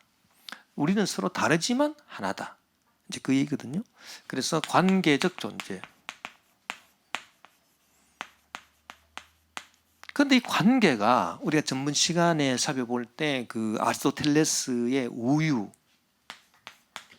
우연의 있음, 변하는 존재로서의 있음, 우유의 9가지 카테고리 범주 중에 관계가 들어간다 그랬습니다. 관계가. 그러나 이 삼위일체 관계적 존재, 이 관계는 우유의 관계가 아니라 우유의 그 범주로서의 관계가 아니고, 이것은 우유가 아니다. 관계는 삼위일체에 있어서는 그 삼위일체 하나님 외에 다른 관계들, 뭐 예를 들어서 피조물과 나와의 관계, 뭐 이런 것들은 다 우유적 범주에 속하는 관계지만은 삼위일체 안에서 성부와 성자와 성령의 관계는, 그 관계는 우유의 카테고리에 들어가는 관계가 아닌 거죠. 왜냐하면은 이 관계가 어떤 변함이 없기 때문이다. 그리고 시작도 없기 때문이다. 만약에 여기서부터 관계가 맺어졌다 그러면 시작이 있는 거죠. 시작이 있다라고 하는 것은 시간, 템푸스, 이것도 우유의 범주죠. 우유의 범주에 들어가기 때문에 만약 이런 관계라면은 이 관계는 우유의 관계입니다. 그러나 아버지와 아들의 관계는요, 아버지로부터 시작한 적이 없고 아들로부터 시작한 적이 없어요. 이 시간 안에서. 그 시간을 초월한 상태에서 영원 전부터 영원 후까지 항상 아버지는 아버지고 아들은 항상 아들이에요. 그렇기 때문에 어거스틴이 뭐라고 그랬습니까? 어느 시점에서부터 아버지가 되고 어느 시점에서부터 아들이 돼가지고 그 다음부터 변함없이 쭉 아버지요 아들이요, 그게 아니라는 얘기죠. 그런 의미가 아니고, 아버지는 항상 아버지, 태초 전부터 영원 전부터 영원 후까지 아버지, 이 시작이 없습니다. 템푸스, 시간이 없어요. 그리고 아들은 항상 아들, 그러니까 항상 아들이기 때문에 뭡니까? 항상 아들로 태어난다. 계속 아들로 태어나는, 영원 전부터 영원 후까지 어느 시점부터 아들이 아니라 이 말은 항상 아들로 태어난다 그 말이죠. 어느 시점부터 아들이 아니다. 그 이전에는 아들이 아니었다가 어떤 시점부터 아들이다. 이게 아니니까 그럼 아들은 뭐냐? 항상 아들로 태어나는 것 자체를 말하는 거죠. 항상 아들로 태어나는 아들로서의 아들, 그리고 항상 아버지로서의 아버지, 영원 전부터 영원 후까지 그런 관계란 말이에요. 삼일체 관계가. 그렇기 때문에 이것은 우유가 아니다. 그렇게 말한 것입니다. 하나님을 피조물과 상관시켜 언급할 때 그런 일들이 시간적으로, 그리고 하나님을 피조물과 상관시켜 언급할 때 그런 일이 시간적으로 생겨나기 시작한다 하더라도 그것으로 하나님 실체 자체에 그런 변화나 시작이 생겨난 것이 아니고, 그런 변화와 시작은 하나님과 상관하는 피조물에게 일어났을 따름이다. 이것이 이제 우리가 이번 시간에 또 새로 배우는 것인데, 삼위일체 하나님 안에서의 이 관계라고 하는 것은, 상관하는 것은 이 변함이 없기 때문에 우유가 아니라 그랬습니다. 그런데 하나님과 우리 피조물의 관계를 한번 살펴봅시다. 예를 들어서 하나님과 우리 인간 사이의 관계에서 하나님과 우리 인간 사이의 관계, 이 관계는 우유거든요. 예. 관계를 맺기 전하고 관계 맺고 난 다음에 달라지지 않습니까? 그러니까 우유죠. 그러나 이 우유가 하나님 편에서 일어난 게 아니라는 거고 오직 우리 인간 편에서 일어난다는 얘기입니다. 하나님의 실체는 변함이 없어요. 어제나 오늘이나 영원토록 변함 없는 거예요. 그래서 하나님이 우리 인간과 관계함으로써 뭔가 변화를 한다면 그것은 하나님 실체가 변화하는 것이 아니라 우리 인간이 변화하는 것을 말해주는 것이다. 이제 그 얘기입니다. 예컨대 성경에 보니까 주님 당신께서는 대대로 우리에게 피난처가 되셨나이다 라는 말씀이 있습니다. 시편 90편 1절. 하나님이 우리 피난처라고 우리와 상관해서 언급된 것입니다. 그분에게 우리가 피난하면 그분은 우리가 피난처가 되십니다. 그렇다고 우리가 그분에게 피난하기 전에는 존재하지 않았던 그 무엇이 그분 하나님의 자연 본성에 생긴다는 말인가? 그것이 아니다 그 말입니다. 자, 하나님이여 당신은 우리의 피난처가 되셨나이다. 당신은 우리의 피난처가 되셨나이다. 그러니까 하나님이 이렇게 계시다가 하나님이 이제 우리의 피난처가 되셨나이다. 그러니까 하나님이 이제 우리 피난처가 됐네. 하나님이 이제 우리의 피난처가 여기는 안 됐다가 여기는 되셨네. 그래서 하나님 안에서 변화가 일어난 거 아니냐. 우유적인 변화가 일어난 거 아니냐. 그게 아니란 얘기예요. 하나님의 실체는 전혀 변함이 없는 거고요. 그러면 하나님은 우리 피난처가 되셨다라고 하는 이 말씀은 무엇을 말하는 것인가? 어떤 변화가 생긴다면 우리에게서 생긴다는 것입니다. 우리가 그분에게 피난하기 전에는 우리 처지가 고약했지만 그분에게 피난하니까 우리 처지가 좋아졌다. 그래서 우리에게 변화가 생겼다. 우리에게 우유가 생겼다. 그래서 하나님께 피난하기 전에는 우리 처지가 안 좋았는데 하나님께 피난하고 나니까 우리 처지가 좋아졌다. 우리에게 변화가 생겼다라고 하는 그 의미라 이제 그 얘기죠. 마찬가지로 하나님의 은총으로 우리가 새로 태어난 자녀가 되면서 하나님이 우리 아버지가 되기 시작하십니다. 우리에게 하나님의 자녀가 되는 권능을 주셨다는 말씀이 있지 않습니까? 그래서 누구든지 그리스도를 믿는 사람은 하나님의 자녀가 되는 권세를 주셨다? 그러면 우리가 하나님의 자녀가 된다. 그러면 하나님 편에서 무슨 변화가 일어났느냐? 그것이 아니고요. 우리가 하나님 자녀가 되면서 우리의 실체가 더 좋아지는 거예요. 우리 실체에 변화가 생기는 거지. 우유적 변화가 생기는 거지. 하나님의 실체에는 변화가 없다는 얘기입니다.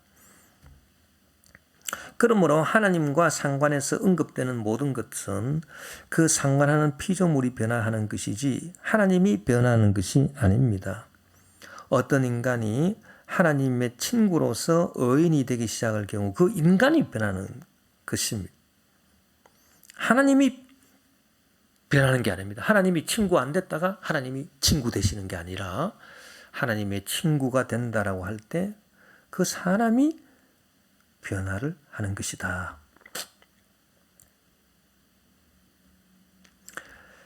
그래서 사람이 변하는 것이지 하나님이 전에는 없던 새로운 사랑으로 시간적으로 그 누구를 사랑하시는 일은 결코 없습니다. 하나님 실체 안에서 변화가 일어나가지고 하나님이 사랑을 안 하다가 저 사람이 내 자녀가 됐으니까 하나님이 사랑한다. 그 하나님 실체에 변화가 일어난 거죠. 우유적 변화가 일어난 거 아닙니까? 그게 아니란 얘기예요. 그게 아니라 그 하나님의 친구로서 하나님의 사랑을 받는 그 사람 자체가 변화하는 거죠. 하나님의 사랑은 항상 있는데 그 하나님의 사랑을 받지 못하다가 하나님의 사랑을 받는 그런 변화가 사람한테 일어난 거지. 하나님이 사랑 안 하시다가 저 사람이 날 믿네? 사랑하고 하나님 안에서 변화가 일어난 것은 아니다 그 말입니다. 그렇기 때문에 하나님께는 과거는 지나가지 않았고 미래는 이미 이루어져 있다. 아주 참 탁월한 이제 문장이죠. 그러니까 하나님이 시간을 초월하신다라고 하는 이 말을 어거스틴이 삼위일체론에서 아주 참 알기 쉽게 기가 막히게 설명하고 있습니다. 어떻게 설명하고 있냐 하면은 과거는 지나가지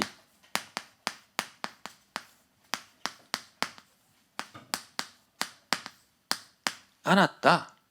이게 하나님이 시간을 초월한다 그 말이에요. 그리고 미래는 하나님께 이미 이루어져 있다.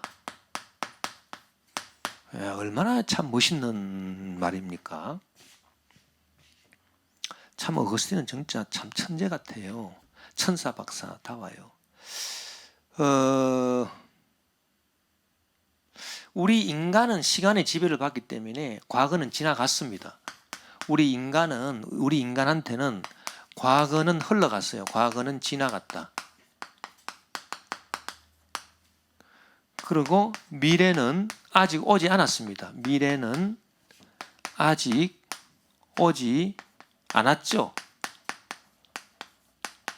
이 우리 인간이죠. 여기는 우리 인간 쪽에서 보면 우리 인간은 시간의 지배를 받기 때문에 템푸스의 영향 아래 있기 때문에 그렇습니다. 그러나 하나님께는 과거는 지나가지 않았습니다. 시간을 초월하시기 때문에 미래는 이미 또 이루어져 있습니다. 자, 이런 맥락에서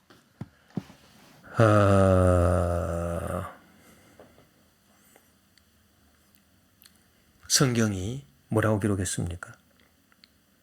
당신의 성도들을 마치 예정하신 것처럼 세계를 창조하시기 전에 사랑하셨고, 그래서 자, 하나님이 그 만세전에 우리를 택하시고 만세전에 우리를 구속하셨다. 그렇죠? 그래서 만세전에 우리를 사랑하시고 만세전에 우리를 택하시고 우리를 구원하셨다. 그렇게 성경이 한편으로 말을 하잖아요. 우리는 만세전에 택함을 받고 하나님의 사랑을 받았다. 만세전에 한참 과거의 말입니다. 만세전에 그렇게 우리는 이미 구원을 받고 사랑을 받았다. 그렇게 말하면서도 성경이 또 그거하고는 또 모순되는 것처럼 어떻게 말합니까? 사람이 하나님의 사랑을 받는 것은 사람이 거듭나고 예수 믿고 회개하고 하나님께로 돌아올 때 하나님의 사랑을 받는 것입니다.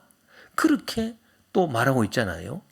그러면 우리가 성경에서 이 두 가지 하는 말이 아니 왜 모순인가? 한쪽에서는 만세전에 이미 우리를 택하시고 사랑하셨다 해놓고 왜 한쪽에서는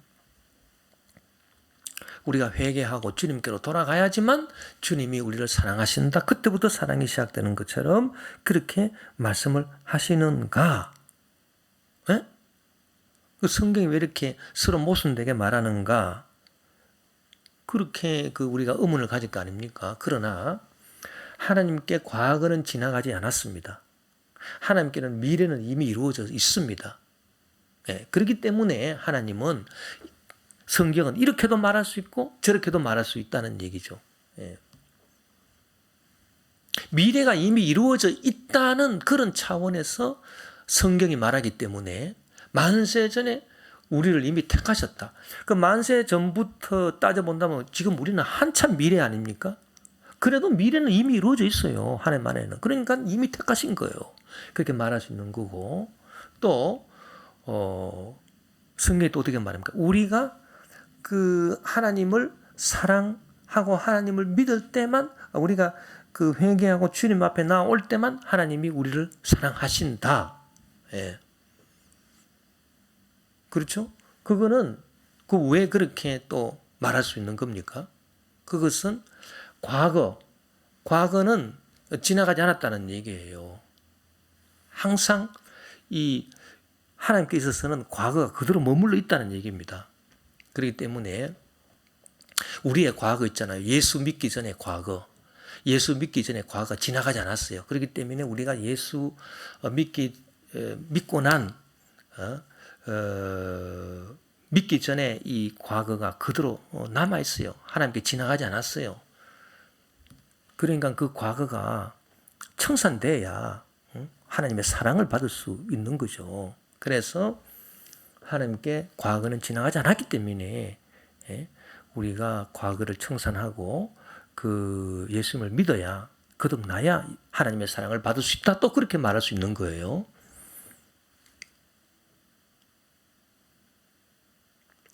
그렇게 그 말하는 것은 인간적 감정으로 파악할 수 있게 하려는 뜻에서 그렇게 한 것이다. 그러니까 하나님 안에서는 변화가 있어서 그런 게 아니라 우리 인간 쪽에서 감정의 그 어떤 파악, 참 그 우리 인간이 어떠한 감정으로 그 하나님의 뜻을 파악할 수 있겠는가, 그거를 알려주기 위해서 그렇게 말씀하신 것이다. 그래서 우리가 회개하고 하나님을 발견할 때만 하나님께 사랑받기 시작되는구나, 이런 감정을 가지라는 얘기죠. 그렇게 하기 위해서 그렇게 말씀하신 것이다, 이제 그 말입니다.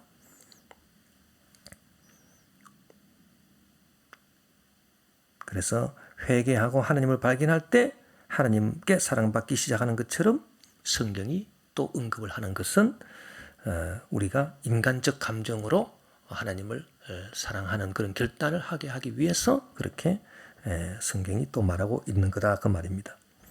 또 하나님이 악인에게 화내시고 선인에게 온유하시다는 언급을 사용할 때도 선하거나 악한 인간들이 변하는 것이지 하나님 당신이 변하는 것은 아닙니다. 만약에 하나님이 이 사람은 선한 사람이네, 그래서 하나님이 온유하게 대하시고 이 사람은 악한 사람이네, 하나님이 화를 내시고, 그러면 하나님 실체에 변화가 생긴 거죠. 이랬다 저랬다 하는 우유의 변화가 생긴 것 아닙니까? 성경에 비록 그렇게 기록되어 있다 하더라도 하나님 실체가 그렇게 변하는 것이 아니다, 그 말입니다. 사람이 변하는 것이라는 겁니다. 이게 무슨 말이냐 하면, 똑같은 빛이 눈이 아픈 사람한테는 이 똑같은 빛이라도 따갑게 느껴지는 법이다.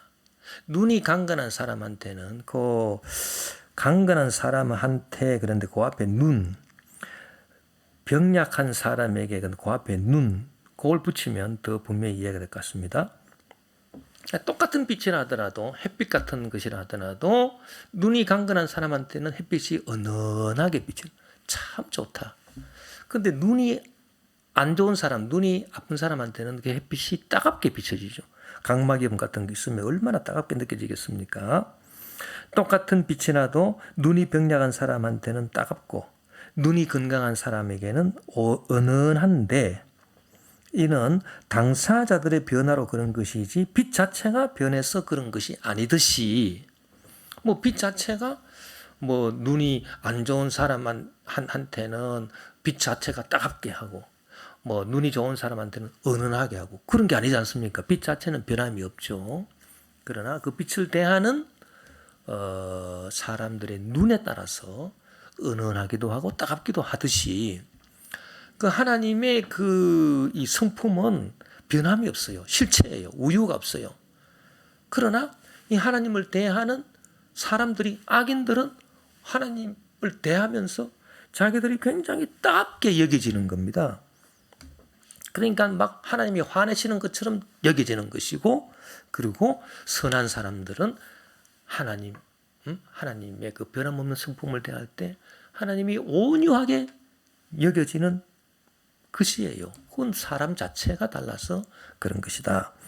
절대로 하나님 실체에는 변화가 없다라고 하는 것을 어거스틴이 말해주고 있습니다.